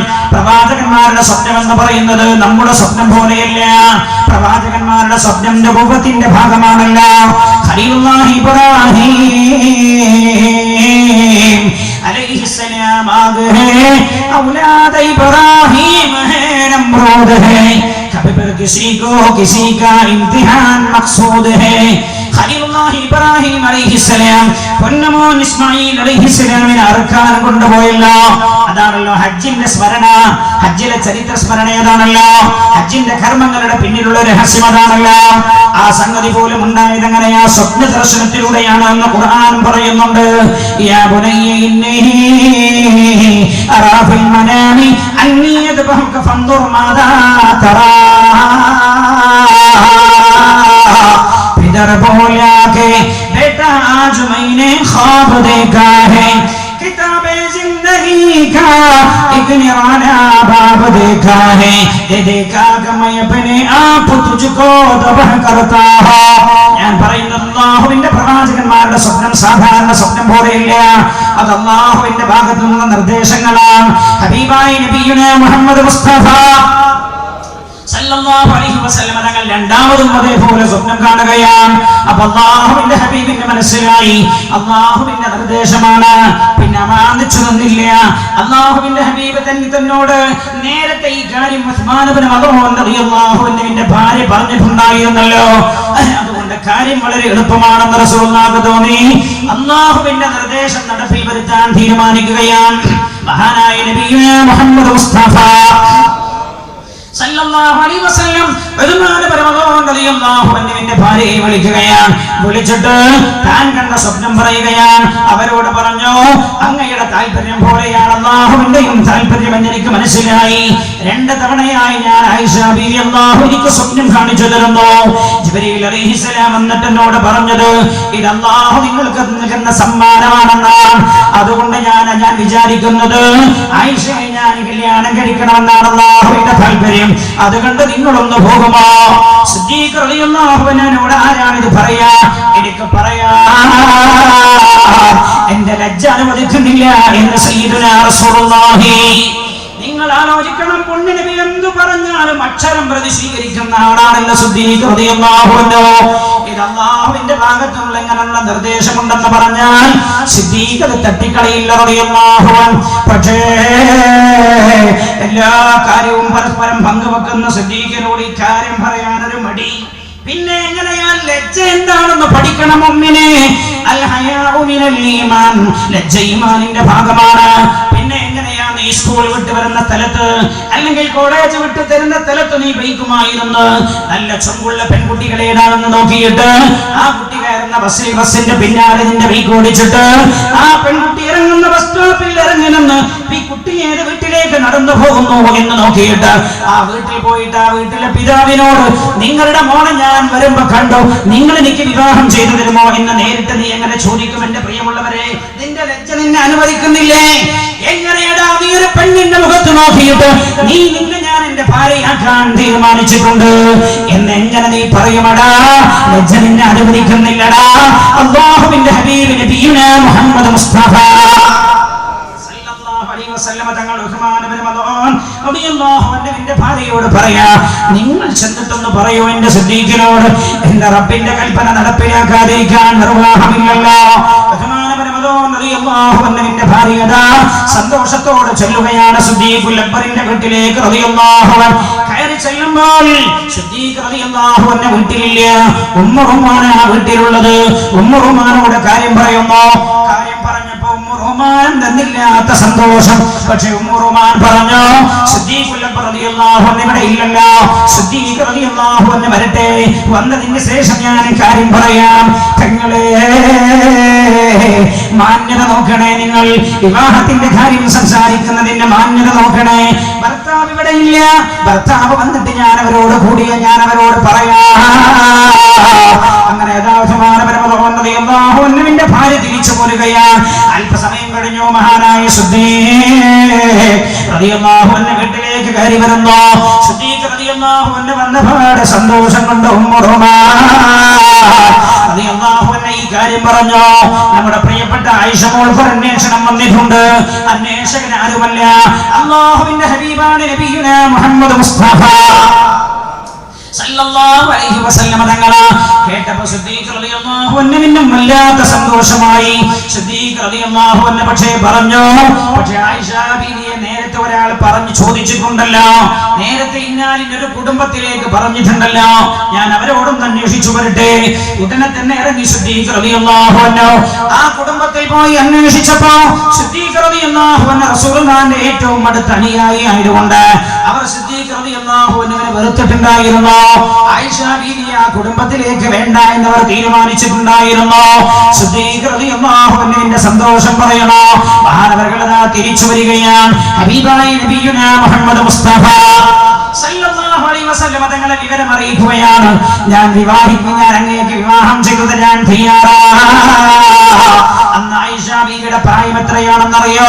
ആയിഷ ബീവിയുടെ പ്രായം 6 കഴിഞ്ഞ് 7ലേക്ക് കടക്കുകയാണ്. ആയിഷ ബീവി റളിയല്ലാഹു അൻഹാ ചിന്തിക്കണം ഉമ്മമാരെ, 6 കഴിഞ്ഞ് 7ലേക്ക് കടക്കുകയാണ്. ആയിഷ ബീവി റളിയല്ലാഹു അൻഹയെ വിവാഹം ചെയ്യിപ്പിക്കാൻ തീരുമാനിക്കുകയാണ്. നിക്കാഹ് നടക്കാൻ പോകുന്നു. മഹാനായ നബിയുനാ റസൂലുള്ളാഹി സല്ലല്ലാഹു അലൈഹി വസല്ലം തങ്ങളെ മാറ്റി ഒരുങ്ങി സിദ്ദീഖ് റളിയല്ലാഹു അൻഹുവിന്റെ വീട്ടിലേക്ക് ചെല്ലുന്നു. അങ്ങനെ ആയിഷ ബീവി റളിയല്ലാഹു അൻഹയുടെ വീട്ടിൽ വെച്ചാണ് നിക്കാഹ് നടക്കുന്നത്. നമ്മളൊക്കെ പറയില്ലേ സാധാരണ അല്ലേ, നിക്കാഹിന്റെ അധികാരം ഏത് മഹലിനാ? ഭർത്താവിന്റെ മഹലിനോ ഭാര്യന്റെ മഹലിനോ? ഇവിടെ ഏതാ? പെണ്ണിന്റെ മഹലിലെ ഖതീബ ചെയ്യേണ്ടത്. പെണ്ണിന്റെ വീട്ടിൽ വെച്ചാൽ ഒരു ഗുണമുണ്ട്. അതിനോട് വെച്ചാൽ വല്ല ഉപദേശം ഉണ്ടെങ്കിൽ കൂടി കേൾക്കാം. ചില ആൾക്കാരൊക്കെ വാശി പിടിക്കും, എന്താ ഈ ഭർത്താവിന്റെ കുടുംബം നമ്മളല്ലേ, അപ്പൊ നമ്മൾ തന്നെയാണ് മേൽക്കോയ്മ എന്ന് അറിയിക്കാൻ വേണ്ടിയിട്ട് നിൽക്കുക ഇവിടെ ചെന്ന് നടത്തണം. തായും മേലും പറഞ്ഞതിൽ എന്താ അർത്ഥം? സഹകരണത്തിലും വിട്ടുവീഴ്ചയിലും അള്ളാന്റെ തൃപ്തി എന്ന് മനസ്സിലാക്കണം. എന്ത് ഉമ്മത്തിനോട് ഓർമ്മപ്പെടുത്തുന്നു, ഞാൻ ആദ്യം എന്നോട് ഓർമ്മപ്പെടുത്തുന്നു. മഹാനായ നബിയുനാ റസൂലുള്ളാഹി സല്ലല്ലാഹു അലൈഹി വസല്ലം തങ്ങൾ വീട്ടിൽ വന്നിരിക്കുകയാണ്. നിക്കാഹ് നടക്കുകയാണ്. കൊച്ചുമോൾ ആയിഷ ബീവി റളിയല്ലാഹു അൻഹയെ ഉമ്മു റുമാന വീട്ടിനകത്തേക്ക് വിളിച്ചു കൊണ്ടുപോകുന്നു. റസൂലുള്ളാഹി നിക്കാഹ് ചെയ്യാൻ വരുമ്പോൾ ആയിഷ ബീവി വീടിന്റെ വെളിയിൽ കളിച്ചുകൊണ്ടിരിക്കുകയാണ്. ഉമ്മു റുമാന വീട്ടിലേക്ക് വിളിച്ചു കൊണ്ടുപോയത് ആയിഷ മോളെ കുളിപ്പിക്കുകയാണ്, മുടിയെല്ലാം ചെയ്തു കൊടുക്കുകയാണ്, പുതിയ വസ്ത്രങ്ങളെല്ലാം ധരിപ്പിച്ചു കൊടുക്കുകയാണ്. മോളോട് പറയാ, മോളെ നിന്നെ അല്ലാഹുവിന്റെ ഹബീബ് നിക്കാഹ് ചെയ്യാൻ പോവാൻ ആയിഷ ബീവി റളിയല്ലാഹു അൻഹയെ അറിയിക്കുകയാണ്. ഇത് കേൾക്കുമ്പോൾ നിങ്ങളും ചോദിക്കും, ഉസ്താദേ ഇതെന്ത് ഏർപ്പാടാ? 7ാമത്തെ വയസ്സിൽ നിക്കാഹോ? 7ാമത്തെ വയസ്സിൽ നിക്കാഹോ? ഇസ്ലാം എല്ലാം പറഞ്ഞത് ശരി തന്നെയല്ലേ? പക്ഷെ ആ പറഞ്ഞതിൽ നിന്ന് കാലികമായി ചിന്തിക്കണ്ടേ? ഈ പ്രശ്നം വന്നപ്പോ ചില ആളുകൾ മിണ്ടാതിരുന്നല്ലോ. മുസ്ലിം നേതൃത്വത്തിലുള്ള ചില ആളുകൾ മിണ്ടിയില്ല. ചില ആളുകൾ ഇതിനു മുമ്പ് ഈ പ്രശ്നം ഉണ്ടായി, സൈസ വിവാഹം എന്ന് പറഞ്ഞ കോലാഹലം ഉണ്ടാക്കിയപ്പോ ഇസ്ലാമിന് നേരെ ഒളിയമ്പുകൾ ഉതിർക്കുകയായിരുന്നു ശത്രുക്കളുടെ ലക്ഷ്യം. ചില ആളുകൾ മിണ്ടിയില്ല. അവർ മിണ്ടാതിരുന്നത് തങ്ങൾക്ക് എന്തെങ്കിലും നഷ്ടപ്പെടുമോ എന്ന് ഭയപ്പെട്ടുകൊണ്ടാണെങ്കിൽ ആ ഭയപ്പെട്ടതൊക്കെ സംഭവിച്ചിട്ടുണ്ടാകും എന്ന് ഞാൻ മനസ്സിലാക്കുകയാണ്. പടച്ചറബ് ഉമ്മത്തിന് ബോധം കൊടുക്കട്ടെ. റഹ്മാനായ അല്ലാഹുവേ, നീ ഉമ്മത്തിന് ബോധം നൽകണേ അല്ലാഹ്. മഹാനായ നബിയുനാ റസൂലുള്ളാഹി സല്ലല്ലാഹു അലൈഹി വസല്ലം ഞാൻ ഒരു മോതിരം കിട്ടിയിട്ടുണ്ട്. അത് കുട്ടികളെ എഴുതി കൊടുക്കുന്ന എന്താ അറിയും, അങ്ങനെ ആരെങ്കിലും ഒക്കെ തരാണ്ടെങ്കിൽ നേരത്തെ പറഞ്ഞാൽ ചിലപ്പോൾ ഞാൻ ആരെങ്കിലും കൂടി തന്നാൽ കടം കൊടുന്ന് എഴുതിയിട്ടാണ്. ഒക്കെ ഞാൻ അവസാനം പറയും, വിഷയം അവസാനം പറഞ്ഞു തീർക്കുമ്പോൾ ഇൻഷാ അല്ലാഹ് പറയും. കുഞ്ഞുമക്കൾക്ക് കടയില്ലാതെ ഇത് പറ്റി അവസാനിപ്പിക്കാൻ അല്ലാഹു തൗഫീഖ് ചെയ്യട്ടെ. അപ്പോൾ എന്നോട് പറഞ്ഞൊരു കാര്യമുണ്ട്, അതൊക്കെ കഴിഞ്ഞിട്ട് ഞങ്ങൾക്ക് പഠിക്കാൻ പറ്റുന്ന കമ്പ്യൂട്ടറിലൊക്കെ കുറച്ച് ആവശ്യമുണ്ട്. നമുക്ക് എന്തെങ്കിലും ബാക്കിയായി കിട്ടിയാൽ പക്ഷെ അതൊക്കെ ബാക്കിയാവുമായിരിക്കും. ഇത് കാടങ്കോട് എന്ന് പറയുന്ന നാടാണല്ലോ, ദീനിനോട് സ്നേഹമുള്ള നാടാണ്. അല്ലാഹു അങ്ങനെ ആക്കി തരട്ടെ, എല്ലാം വിജയിപ്പിച്ചു തരുമാറാകട്ടെ. മഹാനായ തങ്ങളവர்கள் വന്നുകൊണ്ടിരിക്കുന്നു. ഇൻഷാ അല്ലാഹ് പയ്യന്നൂരിൽ എത്തിയിട്ടുണ്ട്. നമ്മുടെ സദസ്സിൽ മജ്‌ലിസ് നൂർ നടക്കാനുമുണ്ട്. മഹാനായ നബിയുനാ റസൂലുള്ളാഹി സല്ലല്ലാഹു അലൈഹി വസല്ലം തങ്ങൾ നിക്കാഹ് ചെയ്തത് 7ാമത്തെ വയസ്സിലാണ്. 6 വയസ്സ് കഴിഞ്ഞ് 7 വയസ്സിലേക്ക് കടന്നപ്പോഴാണ്. അങ്ങനല്ലേ ആണ് റസൂലുള്ളാഹി നിക്കാഹ് ചെയ്തത് 7ാമത്തെ വയസ്സിലേക്ക് ആയിഷ ബീവിയുടെ ആണ്. അന്ന് റസൂലുള്ളാഹിക്ക് വയസ്സത്രേ? റസൂലുള്ളാഹിന്റെ പ്രായം അന്ന് 53 ആണ്. അല്ലാഹുവിന്റെ ഹബീബിന്റെ പ്രായം അന്ന് 53 ആണ്. അബൂസാദേ, അന്ന് ആയിഷ ബീവി കാലിലെ ചോപ്പ് മാറാത്ത കുട്ടി എന്ന് പറഞ്ഞത് ശരിയല്ലേ? ശരിയാണ്. ഇസ്ലാം എന്ന് പറയുന്ന നിക്കാഹ്, ഇസ്ലാം പഠിപ്പിച്ച നിക്കാഹ് എന്താ? അത് നമ്മൾ പഠിക്കാതെ പോയതാ പ്രശ്നം. മുസ്ലിം ഉമ്മത്ത് ഇസ്ലാം പഠിപ്പിച്ച നിക്കാഹ് എന്താണ് എന്ന് പഠിക്കാതെ പോയി. എന്താ ഇസ്ലാം പഠിപ്പിച്ച നിക്കാഹ്? ഇസ്ലാം നിക്കാഹ് ഈസ് ഈക്വൽ ടു സെക്സ് എന്നല്ല ഇസ്ലാം കാണുന്നത്. വിവാഹം എന്ന് പറഞ്ഞാൽ ലൈംഗികതയുടെ അടിത്തറയായിട്ടല്ല ഇസ്ലാം വിവാഹത്തെ കാണുന്നത്, നിക്കാഹിനെ കാണുന്നത്. നിക്കാഹിന്റെ ഒന്നാമത്തെ ലക്ഷ്യം ലൈംഗികത എന്നല്ല ഇസ്ലാം പഠിപ്പിച്ചത്, അത് ആധുനിക ലോകം പഠിപ്പിച്ചതാണ്. പിന്നെ നിക്കാഹ് വേണമെന്നില്ല, രണ്ടാളും സമ്മതിച്ചാൽ മതി, അത് ആധുനിക ലോകം പഠിപ്പിച്ചതാണ്. ഇസ്ലാം പഠിപ്പിച്ചത് നിക്കാഹ് എന്ന് പറഞ്ഞാൽ സംരക്ഷണം എന്നാണ്. നിക്കാഹ് ഈസ് ഈക്വൽ ടു സംരക്ഷണം എന്നാണ്. അതല്ലേ നിക്കാഹ് നടക്കുന്ന വേദിയിൽ നിങ്ങൾ പോയിരിക്കും, നിങ്ങൾ കേൾക്കാറില്ലേ? ഖാദിമാർ ചൊല്ലിക്കൊടുക്കുന്നത് ഭാര്യയാകുന്ന പെണ്ണിന്റെ വാപ്പാക്ക് ചൊല്ലിക്കൊടുക്കുമെന്താ? ഉസബ്ബിജുക അലാ മാ അമറല്ലാഹു ബിഹി മിൻ ഇൻസാകിൻ ബിമാറാ ഔ തസ്രീഹിൻ ബിഇഹ്സാൻ.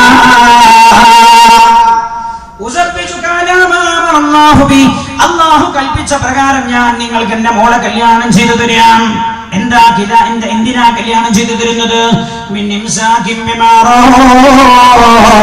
എന്റെ കുഞ്ഞിനെ നല്ല രീതിയിൽ നിങ്ങൾ സംരക്ഷിക്കണമെന്ന കരാറിൽ, എന്റെ പൊന്നുമോളെ നല്ല രീതിയിൽ നിങ്ങൾ സംരക്ഷിക്കണം എന്ന കരാറിൽ എന്റെ പൊന്നുമോളെ ഞാൻ നിങ്ങൾക്ക് നിക്കാഹ് ചെയ്തു തരാം. അതിന് കഴിയില്ലേ? നല്ല രീതിയിൽ ഒഴിവാക്കി തരണേ. അപ്പൊ ഇസ്ലാം കാണുന്ന നിക്കാഹിന്റെ ലക്ഷ്യം എന്താണ്? സംരക്ഷണമാണ്. എന്റെ പ്രിയമുള്ള സഹോദരങ്ങളെ, ആരെന്ത് പറഞ്ഞാലും ഒരു പെണ്ണിന് സംരക്ഷണം ആവശ്യമാണ്.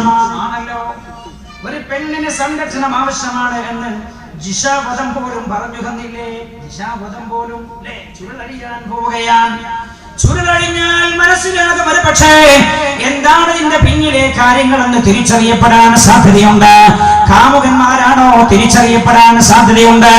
പെങ്ങളെ കണ്ടവന്റെ കൂടെ ഇറങ്ങിപ്പോകരുത് നീ എന്ന് ഇസ്ലാം പറഞ്ഞത് നിന്റെ വാപ്പ അറിയണമടി, നിന്റെ ഉമ്മ അറിയണമടി, നിന്റെ കുടുംബക്കാർ അറിയണമടി, രജിസ്ട്രാർ അറിഞ്ഞാൽ പോരാ, അവരുടെ നേതൃത്വത്തിലാകണമടി എന്ന് പറഞ്ഞത് നിനക്ക് അപകടം സംഭവിക്കരുത് എന്ന് കരുതിയിട്ടാണ്. പെങ്ങളെ,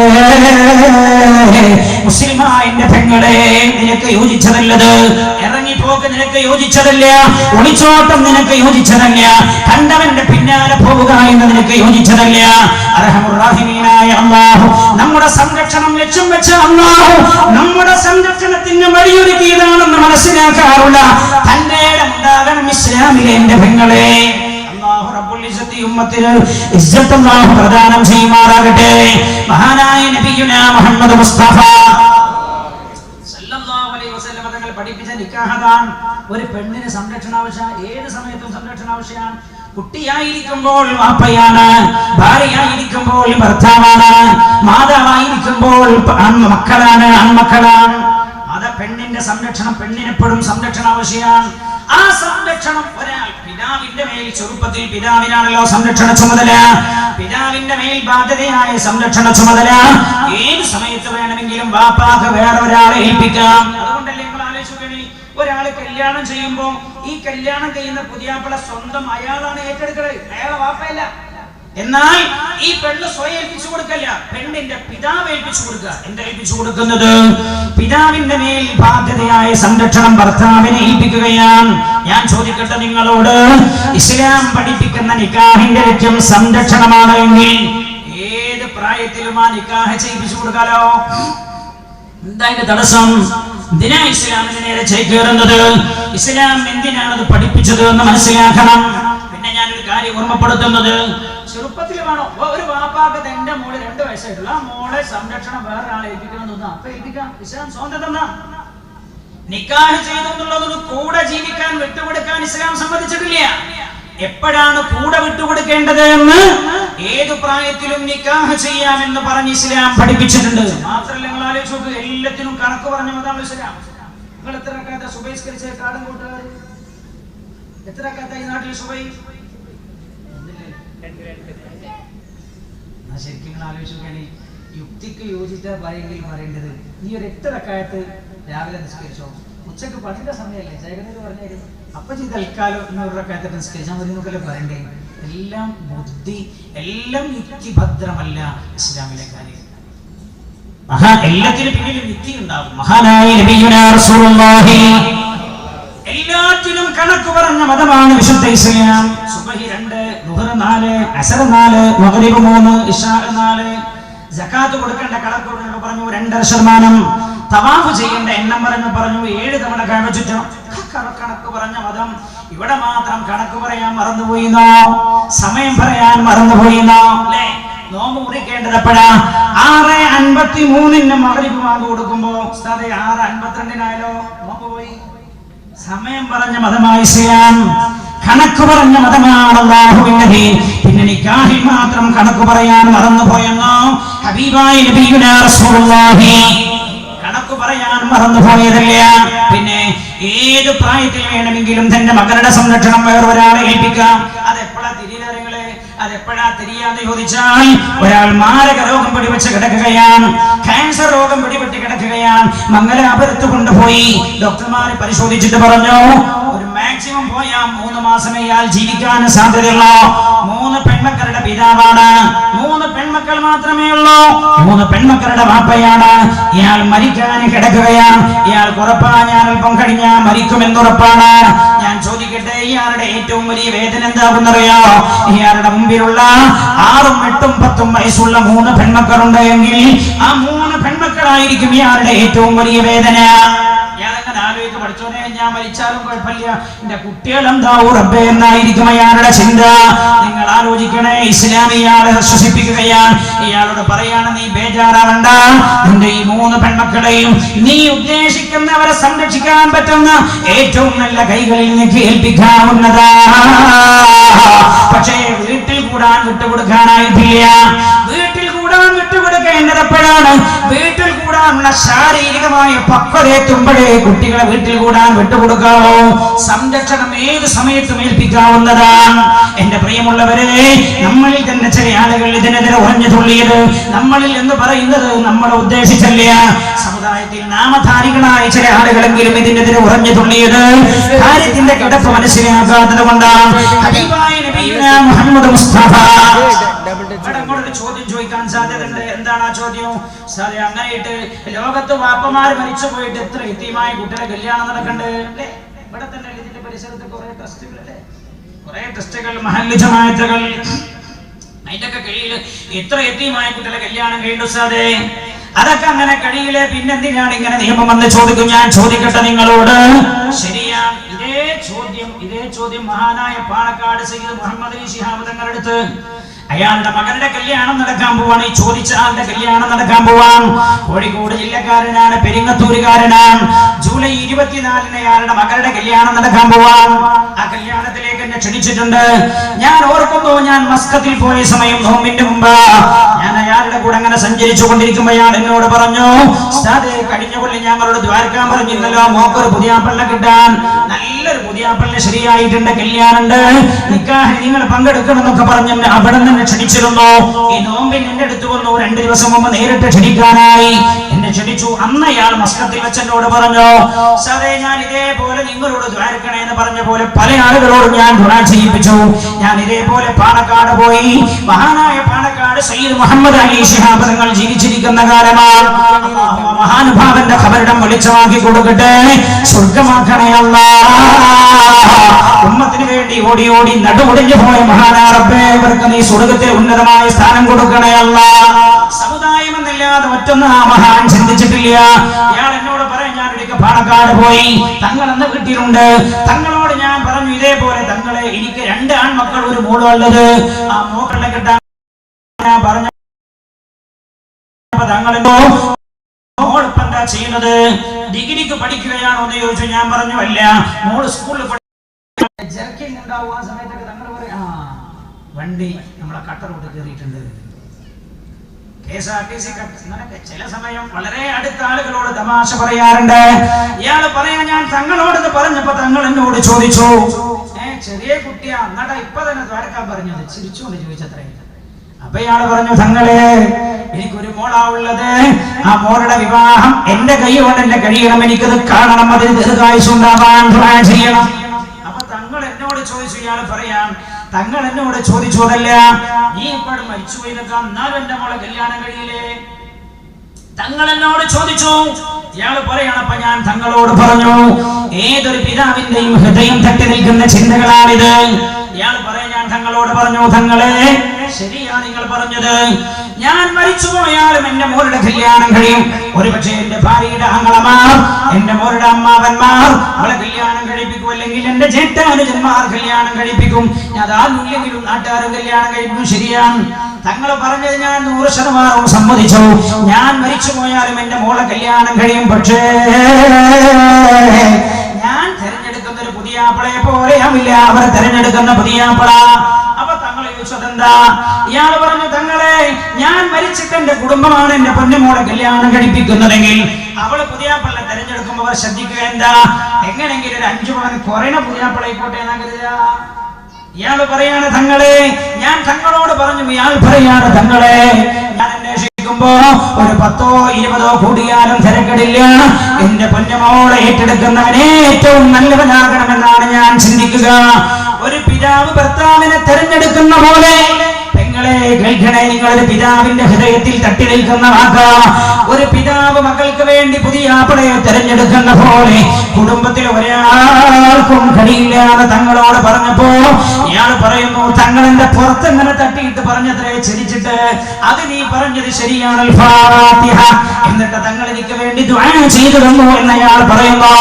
ഞാൻ പറഞ്ഞത്, മരിക്കാൻ കിടക്കുന്ന ക്യാൻസറായി കിടക്കുന്ന ഒരാളുടെ മുമ്പിൽ 6ഉം 8ഉം 10ഉം വയസ്സുള്ള 3 പെൺമക്കളുണ്ട്.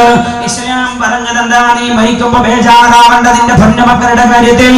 ഇവർക്ക് ഇവരെ സംരക്ഷിക്കാൻ പറ്റുന്ന ഏറ്റവും നല്ല 3 ചെറുപ്പക്കാരെ പിടിച്ചിട്ട് ഇവരുടെ സംരക്ഷണം അവരെ ഏൽപ്പിക്കാവുന്നതാ. അവരുടെ കൂടെ ജീവിക്കാൻ വിട്ടുകൊടുക്കാനായിട്ടില്ല. അവരെ കൂടെ ജീവിക്കാൻ വിട്ടുകൊടുക്കേണ്ടത് എപ്പോഴാണ്? അത് കൂടെ ജീവിക്കാനുള്ള ശാരീരികമായ പക്വത വരുമ്പോഴാണ്. മഹാനായ നബിയുനാ റസൂലുള്ളാഹി ഇസ്ലാം നിയമം പഠിപ്പിക്കൽ എങ്ങനെയാണ്? ഗ്രന്ഥങ്ങളിലൂടെ, പ്രവാചകന്മാരിലൂടെ. പ്രവാചകന്മാർ അല്ലാഹു നിയോഗിച്ചത് എന്തിനാണ്? അല്ലാഹുവിന്റെ നിയമങ്ങൾ അനുസരിച്ച് ജീവിച്ചു കാണിക്കാന്. ലഖദ് കാന ലക്കും ഫീ റസൂലില്ലാഹി ഉസ്വത്തുൻ ഹസന. അല്ലാഹുവിന്റെ പ്രവാചകന്മാരിൽ നിങ്ങൾക്ക് ഉദാത്തമായ മാതൃകയുണ്ട്. ഈ നിയമം അല്ലാഹുവിന്റെ ഹബീബിന്റെ ജീവിതത്തിലൂടെ തന്നെ നടപ്പിലാക്കിയിട്ടാണ് അല്ലാഹു കാണിച്ചു തന്നത്. അതിന്റെ അർത്ഥം എന്താ അറിയോ? എല്ലാവരും ചെറുപ്പത്തിൽ കല്യാണം ചെയ്യണമെന്നല്ല. ഞാൻ ചോദിക്കട്ടെ, നിങ്ങൾ കണ്ടില്ലേ ചില ടൗണിൽ പോയാൽ എഴുതി വെച്ചിട്ടുണ്ടാവും, ഇവിടെ മൂത്രമൊഴിക്കരുത്. വേറെ സ്ഥലത്ത് പോയാൽ കാണാം, ഇവിടെ മൂത്രമൊഴിക്കുക.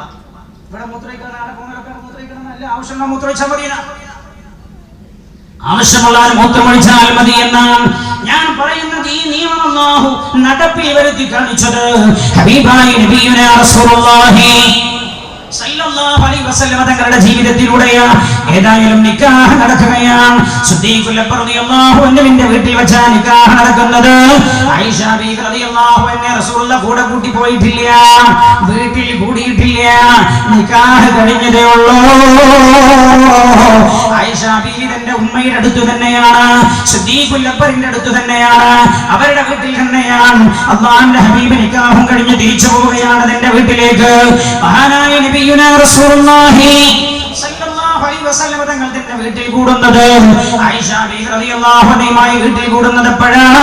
മദീന മുനവ്വറയിൽ വെച്ചാണ്. അന്ന് ആയിഷ ബീവി റളിയല്ലാഹു അൻഹയുടെ പ്രായം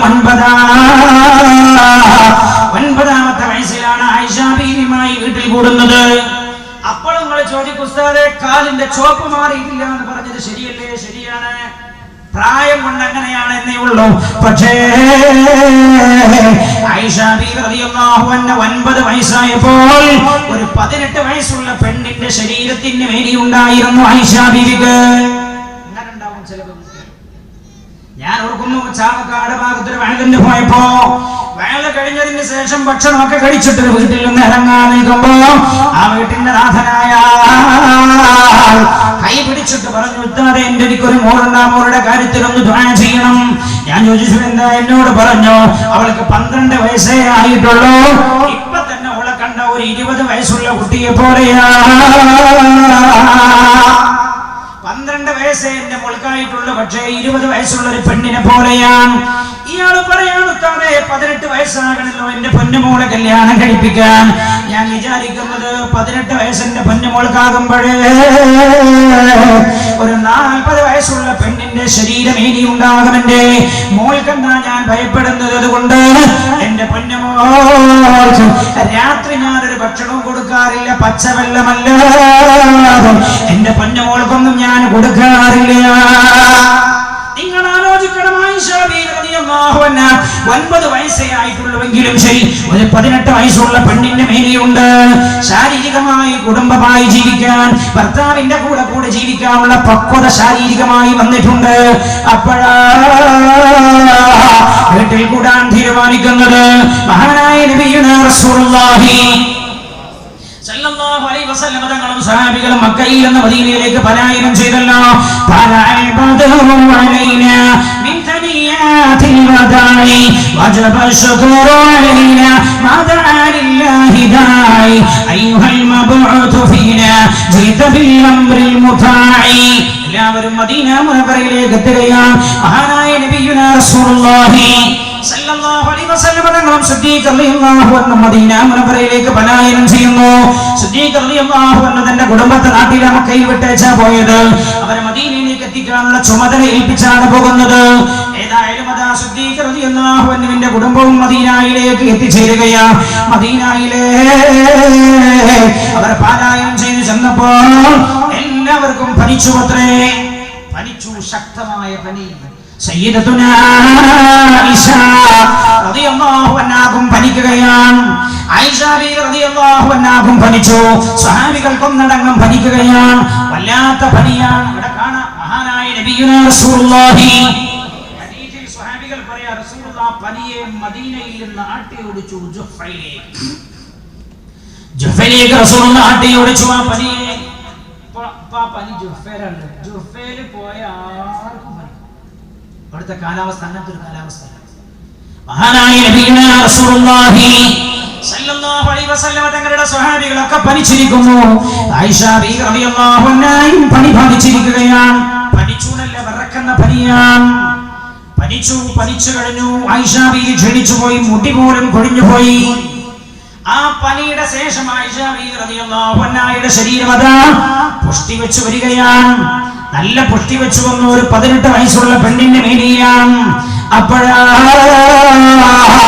വീട്ടിൽ കൂടാൻ തീരുമാനിക്കുന്നത് മഹാനായ നബിയുനാ റസൂലുള്ളാഹി സല്ലല്ലാഹു അലൈഹി വസല്ലം തങ്ങളുടെ കൂടെ വീട്ടിൽ കൂടാൻ തീരുമാനിക്കുന്നു. പുണ്യനബി സല്ലല്ലാഹു അലൈഹി വസല്ലം തങ്ങൾ മദീനയിൽ എത്തിയിട്ട് ആദ്യം നിർമ്മിച്ച പള്ളിയാണല്ലോ മസ്ജിദ് ഖുബാ. പിന്നെ റസൂലുള്ളാഹി അവിടെ നിന്ന് മസ്ജിദുൻ നബവിയുള്ള സ്ഥലത്തേക്ക് താമസം. പിന്നെയാണ് മസ്ജിദുൻ നബവി നിർമ്മിക്കുന്നത്. ലഇൻ കഅദനാ വന്നബിയ്യു യഅമലു ലദാക മിന്ന യഅമലുൽ മുദല്ലിലോ. സ്വഹാബികൾ മദീന പള്ളി നിർമ്മിക്കുമ്പോൾ പാട്ടുപാടിയാണ് ആ പള്ളിയുടെ നിർമ്മാണം നടത്തിയതെന്ന് കാണാൻ കഴിയും. ഏതായാലും ആ പള്ളിയുടെ നിർമ്മാണം നടക്കുന്നു. ഹബീബായ നബിയുനാ മുഹമ്മദ് മുസ്തഫ സല്ലല്ലാഹു അലൈഹി വസല്ലം തങ്ങൾ ആയിഷ ബീവി റളിയല്ലാഹു അൻഹയുമായി വീട്ടിൽ കൂടാൻ ആ പള്ളിയോട് ചാരിയ ഒരു റൂം നിർമ്മിക്കുകയാണ്. അതാണ് ആയിഷ റളിയല്ലാഹു അൻഹയുടെ വീടായി പിൽക്കാലത്ത് അറിയപ്പെട്ടത്. അല്ലാഹുവിന്റെ ഹബീബ് അവിടെ ഒരു വീട് നിർമ്മിക്കുകയാണ്. മഹാനായ നബിയുനാ മുഹമ്മദ് മുസ്തഫ സല്ലല്ലാഹു അലൈഹി വസല്ലം തങ്ങളുടെ വീടിന്റെ നിർമ്മാണം കഴിഞ്ഞു. ആയിഷ ബീവി റളിയല്ലാഹു അൻഹ തന്റെ വീട്ടിലേക്ക് കൂട്ടാൻ തീരുമാനിക്കുകയാണ്. സിദ്ദീഖുൽ അക്ബർ റളിയല്ലാഹു അൻഹു കുടുംബമായി കൂടി ആലോചിക്കുന്നു. അങ്ങനെ ഡേറ്റ് നിശ്ചയിക്കപ്പെടുകയാണ്. മഹാനായ നബിയുനാ റസൂലുള്ളാഹി സല്ലല്ലാഹു അലൈഹി വസല്ലം തങ്ങൾ പുതിയ പളയായി സിദ്ദീഖ് റളിയല്ലാഹു അൻഹുവിന്റെ വീട്ടിലേക്ക് ചെല്ലുകയാണ്. വീട്ടിലേക്ക് റസൂലുള്ളാഹിനെ സ്വീകരിച്ചിരുന്നു. അല്ലാഹുവിന്റെ ഹബീബിന് ആദ്യമായി നൽകപ്പെട്ടത് പാലായിരുന്നവത്രേ. റസൂലുള്ളാഹി വീട്ടിലേക്ക് വന്നപ്പോൾ നൽകപ്പെട്ടത് ആദ്യമായി നൽകപ്പെട്ടത് പാല. പുതിയ പിള്ളേർക്ക് ആദ്യം കൊടുക്കേണ്ടത് കട്ടൻ കാപ്പിയല്ല, വീട്ടിലേക്ക് കയറി വന്ന പാൽ. മഹാനായ നബിയുനാ റസൂലുള്ളാഹി സല്ലല്ലാഹു അലൈഹി വസല്ലം തങ്ങൾ ആ പാല് കുടിച്ചു. പാല് കുടിച്ചു കഴിഞ്ഞിട്ട് ചത്തെടുത്തിരിക്കുന്ന ആയിഷ ബീവി റളിയല്ലാഹു അൻഹയുടെ കയ്യിലേക്ക് കൊടുത്തു. ആയിഷ ബീവിയോട് പറഞ്ഞു, ആയിഷ ഇശ്റബി, നീ കുടിക്കൂ ആയിഷ. ആയിഷ ബീവി റളിയല്ലാഹു അൻഹ ലജ്ജ കൊണ്ട് തല താഴ്ത്തുകയാണ്. ഒരു പെണ്ണിന്റെ പെണ്ണിന്റെ സൗന്ദര്യ ലജ്ജ. ആയിഷ ബീവി റളിയല്ലാഹു അൻഹ ലജ്ജ കൊണ്ട് തലതാഴ്ത്തുകയാണ്. ആയിഷ ബീവി റളിയല്ലാഹു അൻഹ കുടിക്കാൻ കൂട്ടാക്കിയില്ല. അല്ലാഹുവിന്റെ ഹബീബ് പറഞ്ഞു, ഇശ്റബീ ആയിഷ മോളെ കുടിക്കുക. ആയിഷ ബീവി റളിയല്ലാഹു അൻഹ കുടിക്കുകയാണ്.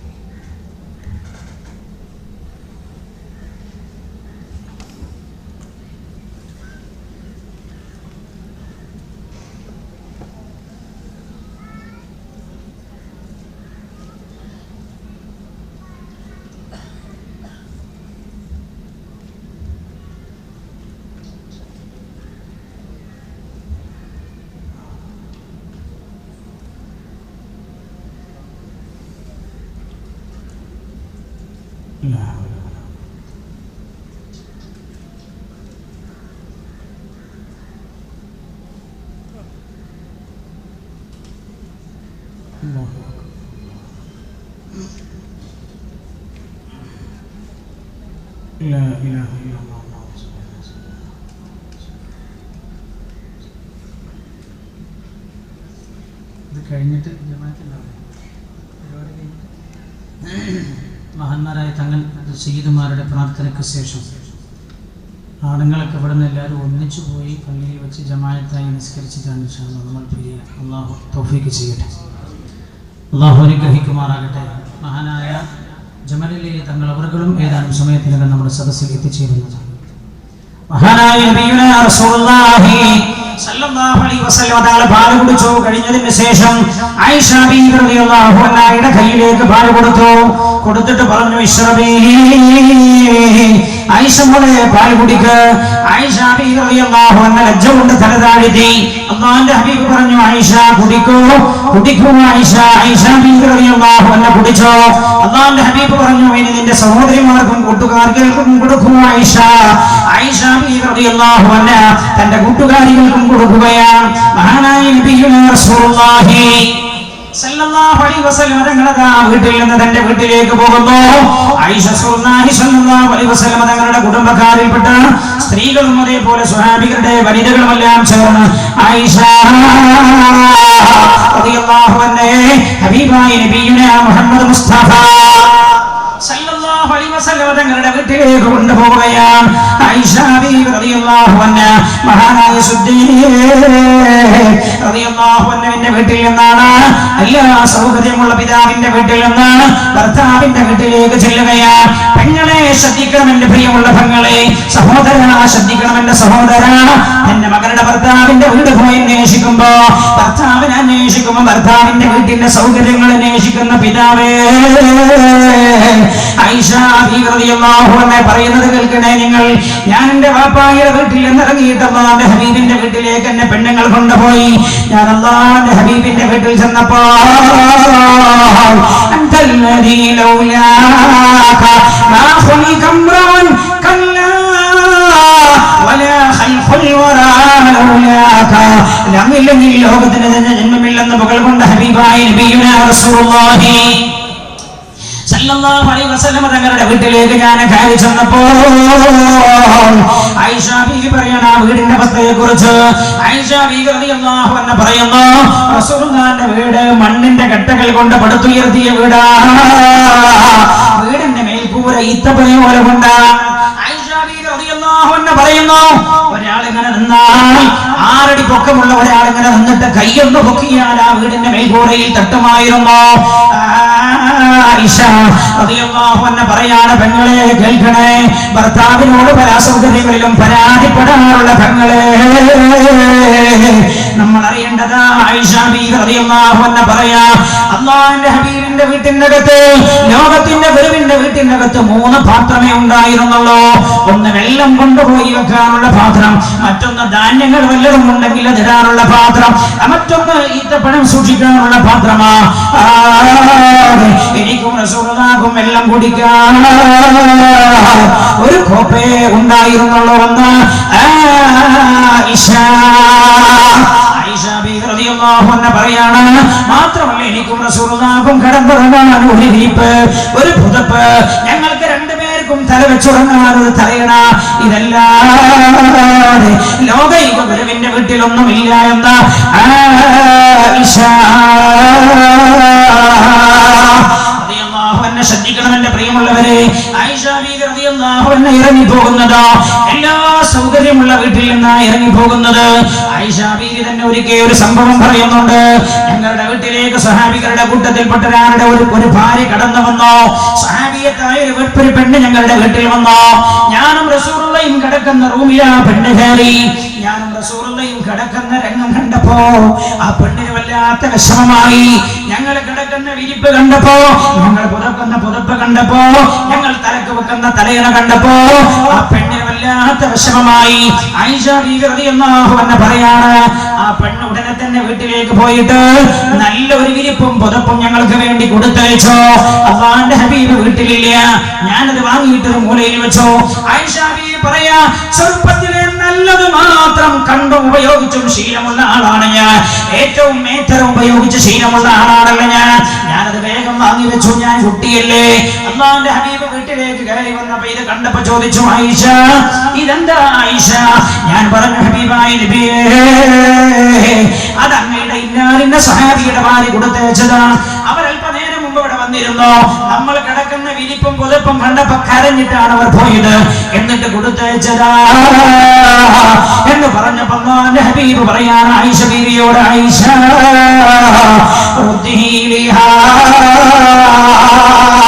ആയിഷ അതങ്ങോട്ട് തന്നെ തിരിച്ചു കൊടുത്തേക്ക്. ആയിഷ അങ്ങോട്ട് തന്നെ തിരിച്ചു കൊടുത്തേക്ക്. ആയിഷ ഇത്ര നല്ല വിരിപ്പിലും പുതപ്പിലും കടന്നുറങ്ങേണ്ടവല്ല നമ്മൾ. അല്ലാഹു സ്വർഗത്തിലാണ് നമുക്കത് തരേണ്ടത്. സുഖവും സ്വർഗത്തിലും മുഅ്മിനീൻ അല്ലാഹു ഒരുക്കി വെച്ചത് സ്വർഗത്തിലാണെന്ന് തന്റെ പ്രിയപ്പെട്ട ആയിഷയോട് പറഞ്ഞതായി ആയിഷ ബീവി പറയാൻ. ആയിഷ ബീവി റളിയല്ലാഹു അൻഹ പറയാ, റസൂലുള്ളാഹിന്റെ വീടിന്റെ അവസ്ഥ ഇതായിരുന്നു. ഞാൻ പറഞ്ഞു വരുന്നത് എന്റെ സഹോദരങ്ങളെ, ആയിഷ ബീവി റളിയല്ലാഹു അൻഹക്ക് എന്നിട്ട് പരാതി ഉണ്ടായിരുന്നു. അതാ പരിശോധിക്കേണ്ടത്. ആയിഷ ബീവിക്ക് പരാതിയില്ല, പരാതി. ആയിഷ ബീവി റളിയല്ലാഹു അൻഹക്ക് പരാതിയില്ല, ഇവർക്ക് പരാതി. ആയിഷ ബീവിയുടെ കാര്യത്തിൽ മുതല കണ്ണുനീരൊഴുക്കുന്ന ആളുകൾ. ആയിഷ ബീവി റളിയല്ലാഹു അൻഹ റസൂലുള്ളാഹിനെ കുറിച്ച് എന്താ പറഞ്ഞത്? അതാ നമ്മൾ പഠിക്കേണ്ടത്. പ്രിയമുള്ളവരെ, അതാ നമ്മൾ പഠിക്കേണ്ടത്. ഞാൻ അവസാനിപ്പിക്കാം. ഒന്ന് രണ്ട് അനുഭവങ്ങൾ പറഞ്ഞ് ഞാൻ അവസാനിപ്പിച്ചോട്ടെ. അതോടുകൂടെ നമ്മുടെ സദസ്സുകളിലേക്ക് കടക്കുകയാണ്. മജ്ലിസുൻ നൂറിന്റെ സദസ്സാണ് ഇന്ന്. അസ്മാഉൽ ബദർ ചൊല്ലിയുള്ള സദസ്സാണെന്ന്. അല്ലാഹുവിന് ഏറ്റവും ഇഷ്ടപ്പെട്ട മഹതിമാരെ കുറിച്ചാണ് നമ്മൾ പറഞ്ഞത്. ഈ ബദറീത്തം കഴിഞ്ഞ് വന്നപ്പോഴാണ് ആയിഷ ബീവി റളിയല്ലാഹു അൻഹ റസൂലുള്ളാഹിനെ സമാധി ശ്വസിപ്പിച്ചത്. ബദറീത്തം കഴിഞ്ഞിട്ട് വീട്ടിലേക്ക് വന്നിട്ട് ആയിഷ ബീവിയോട് ചോദിച്ചു, മോളെ ആയിഷ, പ്രിയപ്പെട്ടവളെ, എന്തായി റുഖിയ മോളുടെ വിശേഷം? റുഖിയ ബീവി രോഗിയ ബദറീത്തത്തിന് പോകുമ്പോൾ ഉസ്മാൻ തങ്ങളോട് പറഞ്ഞു, റസൂലുള്ളാഹി നിങ്ങൾ വരണ്ട, അവിടെ നിന്നോളി, റുഖിയ ബീവിയെ സംരക്ഷിക്കാൻ. അതുകൊണ്ട് ഉസ്മാൻ റളിയല്ലാഹു അൻഹു ബദറീത്തത്തിൽ പങ്കെടുക്കാൻ കഴിഞ്ഞിട്ടില്ല. വന്നിട്ട് ചോദിച്ചു, ആയിഷ, റുഖിയ മോളുടെ വിവരെന്താ? നബിയേ, റുഖിയ മോൾ വഫാത്തായി നബിയേ. ആയിഷ, എന്റെ മോൾ എന്തായി? പറഞ്ഞു, ഖബറടക്കം ചെയ്യാൻ വേണ്ടി കൊണ്ടുപോയിട്ടുണ്ട്. അവിടെ നിന്ന് നേരെ പോവുകയാണ് ജന്നത്തുൽ ബഖയിലേക്ക്. ഞാൻ പറയുന്നത്, ബദർ നമുക്ക് സന്തോഷത്തിന്റെ ചരിത്രങ്ങളാണ് വായിക്കാനുള്ളതെങ്കിൽ അല്ലാഹുവിന്റെ ഹബീബിനെ യുദ്ധം ചെയ്ത് വരുമ്പോൾ അല്ലാഹു പരീക്ഷണം. നേരത്തെ ഉസ്താദ് പറഞ്ഞില്ലേ, ഉസ്താദ് ബാക്കർ ഉസ്താദിന്റെ കുടുംബത്തിന് ഒരു പരീക്ഷണം ഉണ്ടായി. ആ പരീക്ഷണത്തിൽ നമ്മൾ അവരോട് സഹകരിക്കേണ്ടത് എന്തെങ്ങനെ അറിയും? നിങ്ങൾ പറഞ്ഞ മാതിരി തന്നെ ഉസ്താദ് ഇപ്പം കൊണ്ട് വരണ്ട, ഭാര്യയുടെ വേദന കൊടുത്തിട്ട് നമ്മളതാ പറയേണ്ടത്. കുടുംബത്തോട് അയാൾ വന്നില്ലല്ലോ, നോട്ടീസ് അടിച്ചിട്ട് ഇങ്ങനെ തന്നെയാണ്, ഇവരെ പണി ഇങ്ങനെ തന്നെ. നമ്മൾ പറയരുത്, ശരിയല്ല. നിങ്ങൾ പറഞ്ഞില്ല എന്നതിനേറെ സന്തോഷിപ്പിച്ചു. നിങ്ങൾക്ക് ഇപ്പോൾ വരേണ്ട എന്ന് പറഞ്ഞു എന്നതേറെ സന്തോഷിപ്പിച്ചു. മഹാനായ നബിയുനാ റസൂലുള്ളാഹി സല്ലല്ലാഹു അലൈഹി വസല്ലം തങ്ങളുടെ കൂടെയുള്ള ജീവിതത്തെ കുറിച്ച് ആയിഷ ബീവി റളിയല്ലാഹു അൻഹ എന്താ പറയുന്നത്? രണ്ട് സംഭവം പറഞ്ഞിട്ട് ഞാൻ അവസാനിപ്പിക്കാം. കാരണം നമുക്ക് ദുആ പ്രധാന മജ്ലിസിനോ രണ്ട് സംഭവം ശ്രദ്ധിക്കണേ. ലോകം പറയുന്നതാണോ ശരി? ആയിഷ ബീവി റളിയല്ലാഹു അൻഹയുടെ കാര്യത്തിൽ കാലിന്റെ ചുവപ്പ് മാറുന്നതിന് മുമ്പ് ആയിഷ ആയിഷ ബീവിയെ കല്യാണം കഴിച്ചിട്ട് ലോകത്ത് ലൈംഗിക വൈകൃതം കാണിച്ചു എന്ന് പുണ്യനബി സല്ലല്ലാഹു അലൈഹി വസല്ലം തങ്ങൾക്ക് നേരെ അടിച്ചാക്ഷേപിക്കുന്നവരോട് ഞാൻ പറയാൻ, ചരിത്രം പഠിക്കാൻ തയ്യാറാവണം. ഞാൻ ചോദിക്കട്ടെ, എന്റെ കാര്യത്തിൽ ഞാനുമായുള്ള കുടുംബ ജീവിതത്തിൽ എന്റെ ഭാര്യ സംതൃപ്തയാണെന്ന് ആരാ പറയണ്ടേ?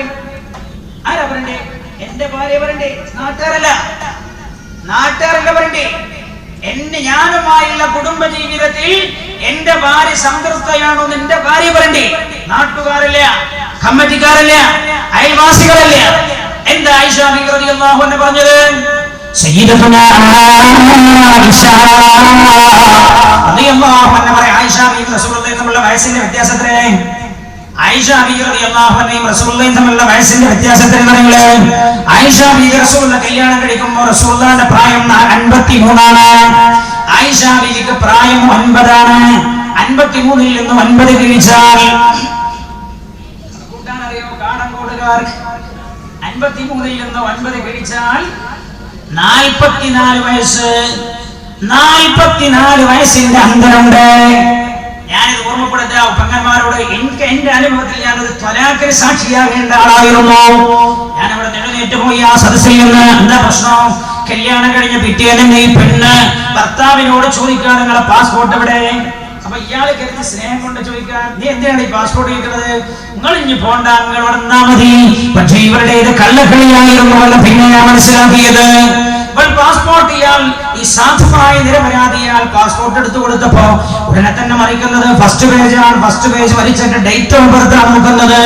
അപ്പൊ അവൾക്ക് മനസ്സിലായി 34 വയസ്സ്, എനിക്ക് 19 വയസ്സ്, എന്നെക്കാൾ 13 വയസ്സ് കൂടുതലുണ്ട് ഇയാൾക്ക്, എന്നെക്കാൾ 15 വയസ്സ് കൂടുതലുണ്ട് ഇയാൾക്ക്. അതുകൊണ്ട് ഇയാൾ കിളവനാണ്, തന്നെയാണ്. ഇയാൾ കൂടെ ഞാൻ ജീവിക്കാൻ കഴിയില്ല എന്ന് തുടർന്ന് പറഞ്ഞു. പിറ്റേ ദിവസം കുഴപ്പം തുടങ്ങിയതാണ്.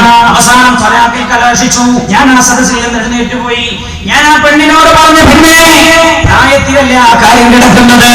നിങ്ങൾ ആലോചിക്കണേ, 44 വയസ്സ് വ്യത്യാസമുണ്ട് ഹബീബായ നബിയുനാ റസൂലുള്ളാഹി സ്വല്ലല്ലാഹു അലൈഹി വസല്ലം തങ്ങളും ആയിഷ ബീവിയും തമ്മിൽ. കാസർഗോഡിലെ കുടുംബ കോടതി, കണ്ണൂരിലെ കുടുംബ കോടതി പോയി പരിശോധിക്കും. നിങ്ങൾ എത്രയോ കുടുംബ കേസുകൾ കിടക്കുന്നുണ്ട് കുടുംബ കോടതി. ചില കേസുകൾ ഭാര്യ ഭർത്താക്കന്മാർ തമ്മിലുള്ള കേസുകൾ നമ്മൾ പഠിച്ചാൽ മനസ്സിലാവും. വിവാഹത്തിന്റെ പ്രായത്തിലൊന്നും ഒരു വ്യത്യാസമില്ല. വിവാഹം കഴിക്കപ്പെടുമ്പോ പെണ്ണിന്റെ പ്രായം 18, ചെറുക്കന്റെ പ്രായം 23, 24, 25 നല്ല പ്രായമാണ്. പക്ഷേ 25 വയസ്സാകുമ്പോ 18 വയസ്സുള്ള ഈ പെണ്ണിനെ കല്യാണം ചെയ്ത ചെറുപ്പക്കാരന്റെ സ്വഭാവങ്ങളൊക്കെ കേൾക്കുമ്പോൾ നമുക്ക് തോന്നും 6 വയസ്സുള്ള മന്ദബുദ്ധിയായ കുട്ടിയുടെ പെരുമാറ്റം പോലും കാണിച്ചില്ല എന്ന്. പ്രായത്തിൽ എന്തിരിക്കുന്നടി? പ്രായത്തിലല്ല കാര്യം, പെരുമാറ്റത്തിലാണ് കാര്യമെന്നാണ് ഇസ്ലാം പഠിപ്പിച്ചത്. ആയിഷ ബീവി റളിയല്ലാഹു അൻഹ പറയുന്നു, നോക്ക് നിങ്ങൾ, 44 വയസ്സ് അന്തരമുണ്ട് ഞാനും അല്ലാഹുവിന്റെ ഹബീബും തമ്മിൽ. എന്നാൽ മുഹമ്മദ് മുസ്തഫ സല്ലല്ലാഹു അലൈഹി വസല്ലം ആയിഷ ബീവി പറയാണ്, അല്ലാഹുവിന്റെ ഹബീബിന് എന്നെക്കാൾ എത്രയോ വയസ്സുണ്ടെങ്കിലും അല്ലാഹുവിന്റെ ഹബീബ് എന്റെ വയസ്സിനെ മനിച്ചുകൊണ്ടാണ് റസൂലുള്ളാഹി എന്നോട് പെരുമാറിയത്. ആയിഷ ബീവി റളിയല്ലാഹു അൻഹ തന്നെ പറയാം. ആയിഷ ബീവി പറയുന്നു, അല്ലാഹുവിന്റെ ഹബീബ് എത്ര വലിയ മനുഷ്യനാണ്. ആയിഷ ബീവി കണ്ടിട്ടുണ്ട് റസൂലുള്ളാഹി പറയാനിരുന്നാൽ സ്വഹാബികൾ അച്ചടക്കത്തോടുകൂടി ഇരിക്കും. അവരുടെ തലയിൽ പക്ഷികൾ ഇരിക്കുന്ന പോലെ അച്ചടക്കത്തോടെ അവർ ഇരിക്കുന്നതായി ആയിഷ ബീവി കണ്ടിട്ടുണ്ട്. ആയിഷ ബീവി തന്നെ പറയാൻ, റസൂലുള്ളാഹി വീടിന്റെ വെളിയിൽ എത്ര വലിയ മഹാനാണ്, സ്വഹാബികൾ എത്രമാത്രം ആദരിക്കുന്നുണ്ട് റസൂലുള്ളാഹിനെ. എന്നാൽ എന്റെ വീട്ടിലേക്ക് റസൂലുള്ളാഹി കയറിയാൽ എന്റെ പ്രായത്തിലേക്ക് ഹബീബായ നബിയുനാ മുഹമ്മദ് മുസ്തഫ സല്ലല്ലാഹു അലൈഹി വസല്ലം തങ്ങളെ ഇറങ്ങി വരുമായിരുന്നുവെന്ന് ആയിഷ റളിയല്ലാഹു അൻഹ പറയാൻ, റസൂലുള്ളാഹി എന്റെ പ്രായത്തിലേക്ക് ഇങ്ങോട്ട് ഇറങ്ങി വരും. ആയിഷ ബീവി എന്താ പറഞ്ഞത്? അപ്പൊ എന്താ പറഞ്ഞതിന്റെ അർത്ഥം? 53 വയസ്സായ അല്ലാഹുവിന്റെ ഹബീബിനോട് പെരുമാറിയത് 9 വയസ്സുള്ള ഒരാളുടെ പെരുമാറ്റമാണ്. എനിക്ക് 9 വയസ്സായപ്പോൾ റസൂലുള്ളാഹി എന്നോട് പെരുമാറിയത് 9 വയസ്സുള്ള ഒരാളെ പോലെയാണ്. എനിക്ക് 12 വയസ്സാകുമ്പോൾ അല്ലാഹുവിന്റെ ഹബീബിനോട് പെരുമാറിയത് 12 വയസ്സുള്ള ഒരാളെ പോലെയാണ്. എനിക്ക് 16 അല്ലാഹുവിന്റെ ഹബീബിനോട് പെരുമാറിയത് 16 വയസ്സുള്ള ഒരാളെ പോലെയാണെന്ന് ആയിഷ റളിയല്ലാഹു റളിയല്ലാഹു അൻഹ ആയിഷ ബീവി തന്നെ പറയാണ്, ഒരിക്കൽ ഹബീബായ നബിയുന മുഹമ്മദ് മുസ്തഫ സല്ലല്ലാഹു അലൈഹി വസല്ലം തങ്ങളുടെ വീട്ടിലിരിക്കുകയാണ്. പെട്ടെന്ന് മദീന പള്ളിയുടെ മുറ്റത്ത് നിന്ന് എന്തൊക്കെയോ ശബ്ദകോലാഹലങ്ങൾ കേട്ടോ. റസൂലുള്ളാഹി എന്റെ വീട്ടിൽ ഇങ്ങനെ ഇരിക്കുകയാണ്. മദീന പള്ളിയുടെ മുറ്റത്ത് നിന്ന് ശബ്ദകോലാഹലങ്ങൾ കേൾക്കുന്നു. മഹാനായ നബിയുന റസൂലുള്ളാഹി സല്ലല്ലാഹു അലൈഹി വസല്ലം തങ്ങൾ ആയിഷ ബീവി റളിയല്ലാഹു അൻഹ പറയാ, റസൂലുള്ളാഹി എന്റെ വീട്ടിൽ നിന്ന് എഴുന്നേറ്റു. എന്നിട്ട് മദീന പള്ളിയുടെ മുറ്റത്തേക്ക് ശ്രദ്ധിച്ചു നോക്കി. ആയിഷ ബീവി പറയുന്നു, ശ്രദ്ധിച്ചു നോക്കുമ്പോൾ കാണുന്നത് സ്വഹാബികളുടെ കുട്ടികൾ മദീന പള്ളിയുടെ മുറ്റത്ത് വെച്ച് കളിക്കുകയാണ്. എന്ത് കളിയാ കളിക്കണേ? ക്രിക്കറ്റ് അല്ല. കൊന്തും കോലിട്ട് പോയിട്ട് ഒരു തുടങ്ങും കളി. ക്രിക്കറ്റ് അല്ല. എന്താ കളിക്കുന്നത്? അവർ അമ്പെയ്ത് കളിക്കുകയാണ്. അമ്പെയ്ത് കളിക്കുന്നു. യുദ്ധത്തിന് പരിശീലനമാണല്ലോ അമ്പെയ്ത്ത്. അമ്പെയ്ത് ഇങ്ങനെ കളിക്കാൻ അത് അല്ലാഹുവിന്റെ ഹബീബ് കണ്ടു സല്ലല്ലാഹു അലൈഹി വസല്ലം. അല്ലാഹുവിന്റെ ഹബീബ് ആ കാഴ്ച കാണുകയാണ്. അമ്പെയ്ത് ഇങ്ങനെ കളിക്കുന്നു. സ്വഹാബികളെ നമ്മളെ വീട്ടിൽ ഈ ക്രിക്കറ്റ് കളിയിൽ എന്താ എനിക്ക് തിരിഞ്ഞിട്ടില്ല. ഒരാൾ വൈകുന്നേരം അസറൊക്കെ നിസ്കരിച്ചിട്ട് അവരത്ത് മറക്കണ കോലത്തിൽ നല്ല ഡ്രസ്സൊക്കെ ചെയ്തിട്ട് 1 മണിക്കൂർ ഈ ഗ്രൗണ്ടിൽ നിന്ന് പന്തൊഴിച്ചു. ഇത് ഗ്രൗണ്ടാ? ഈ ഗ്രൗണ്ടിൽ നിന്ന് പന്തൊഴിച്ച് 1 മണിക്കൂർ മഗ്‌രിബിന്റെ 1/2 മണിക്കൂർ മുമ്പ് കളിയൊക്കെ നിർത്തിയിട്ട് പോയി. ആ നിയ്യത്ത് ഇതെന്താ? പഠിച്ചോനെ, നിന്നെ ഇബാദത്ത് ചെയ്യാൻ ആരോഗ്യമാണല്ലോ, നിനക്ക് ഇബാദത്ത് ചെയ്യാൻ. അതിന് ഞാൻ കളിക്കുന്നോന്നും കരുതി കളവൊന്നും പറയാതെ അക്രമം ഉണ്ടാക്കാതെ മട്ടത്ത് കളിച്ചു പോയാൽ അള്ളാഹു കൂലി എടുക്കുന്നു പഠിപ്പിച്ച മത ഇസ്ലാം. എന്നാ ഈ ക്രിക്കറ്റ് കളിയിൽ എന്താണെന്ന് അള്ളാഹു പറയാം. എന്താ 10-12 ആളുകൾ 10-18 ആളുകൾ ആൾക്കാരെ കണ്ട് 11 ഒരു ഗ്രൂപ്പിൽ 11 അല്ലേ? അപ്പൊ 22 ആൾ 22 ആള് നല്ല തനക്കാൻ വന്ന മനുഷ്യന്മാർ ആകാശത്ത് നോക്കി നടക്കുക. എപ്പോഴെങ്കിലും ഒരു ബോൾ അവൻ്റെ അടുത്തൂടെ പോയാൽ അവൻ എടുത്തിട്ടാണ് കൊടുക്കണം. പിന്നെ നമ്മൾ പറയും ഇവന് ഈ അടിച്ചാല് 6 എന്നൊക്കെ പറയും. 6 എന്ന് പറഞ്ഞാൽ 6 റൺസ് 6 റൺ 6 റൺ എന്നാണ് 6 വട്ടം ഓടണം. പക്ഷെ ഓടൊന്നുമില്ല. അടിച്ചതന്നെ ബൗണ്ടറിക്കാ പോയതെങ്കിലും ഓൻ പറഞ്ഞിട്ട് പറയും 6. ഓടാനൊന്നും ആവില്ല, എനിക്ക് 6 വേണം. പിന്നെന്താ ആരോഗ്യം? എന്താ ആരോഗ്യമാണത്? മഹാന്മാരായ സ്വഹാബികളുടെ കുട്ടികൾ കളിക്കുകയാണ് മദീന പള്ളിയുടെ മുറ്റത്ത്. മഹാനായ നബിയുനാ റസൂലുള്ളാഹി സല്ലല്ലാഹു അലൈഹി വസല്ലം തങ്ങൾ കാണുന്നുണ്ട്, അമ്പെയ്തിങ്ങനെ കളിക്കുകയാണ്. ഉടനെ ആയിഷ ബീവി റളിയല്ലാഹു അൻഹ പറയാണ്, റസൂലുള്ളാഹിക്ക് എന്നെ അറിയാം, കളിയോട് എനിക്ക് വല്ലാത്ത ഇഷ്ടമാണ് എന്ന് റസൂലുള്ളാഹിക്ക് അറിയാം. എന്റെ പ്രായം ചെറുതല്ലേ, ഞാനിപ്പോ ഒരു 10-12 വയസ്സുള്ള കുട്ടീന്റെ ശരീരമേനിയൊക്കെ ഉണ്ടെങ്കിലും എന്റെ പ്രായവും ചിന്തയും റസൂലുള്ളാഹിക്ക് അറിയാമല്ലോ. ഞാൻ ചെറുതാണ്, ഞാൻ കളിയോട് എനിക്ക് വല്ലാത്ത ഇഷ്ടാണെന്ന് റസൂലുള്ളാഹിക്ക് അറിയാം. ചെറുപ്പത്തിലെ എന്റെ വീട്ടിൽ റസൂലുള്ളാഹി വരുമ്പോഴൊക്കെ ഞാൻ കളിക്കായിരിക്കും.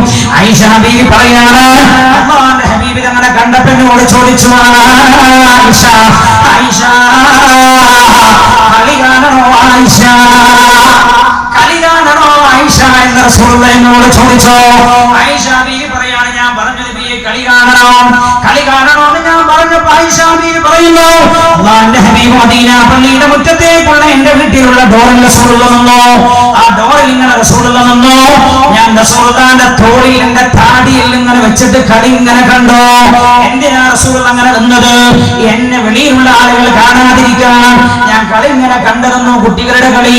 കുറെ സമയം കഴിഞ്ഞപ്പോൾ റസൂലുള്ളാഹി എന്നോട് ചോദിച്ചു, മതിയോ ആയിഷ, പൊന്നുമോളെ ആയിഷ മതിയോ? ആയിഷ ബീവി റളിയല്ലാഹു അൻഹ പറയാൻ, ഞാൻ പറഞ്ഞു പോരെ നബിയേ, ഇനിയും കാണണം യാ റസൂലല്ലാഹ്. ആയിഷ ബീവി പറയാൻ, അല്ലാഹുവിന്റെ ഹബീബ് അങ്ങനെ തന്നെ നിന്ന് തന്നു. കുറെ സമയം കഴിഞ്ഞപ്പോൾ പിന്നെയും എന്നോട് ചോദിച്ചു, മതിയോ ആയിഷ?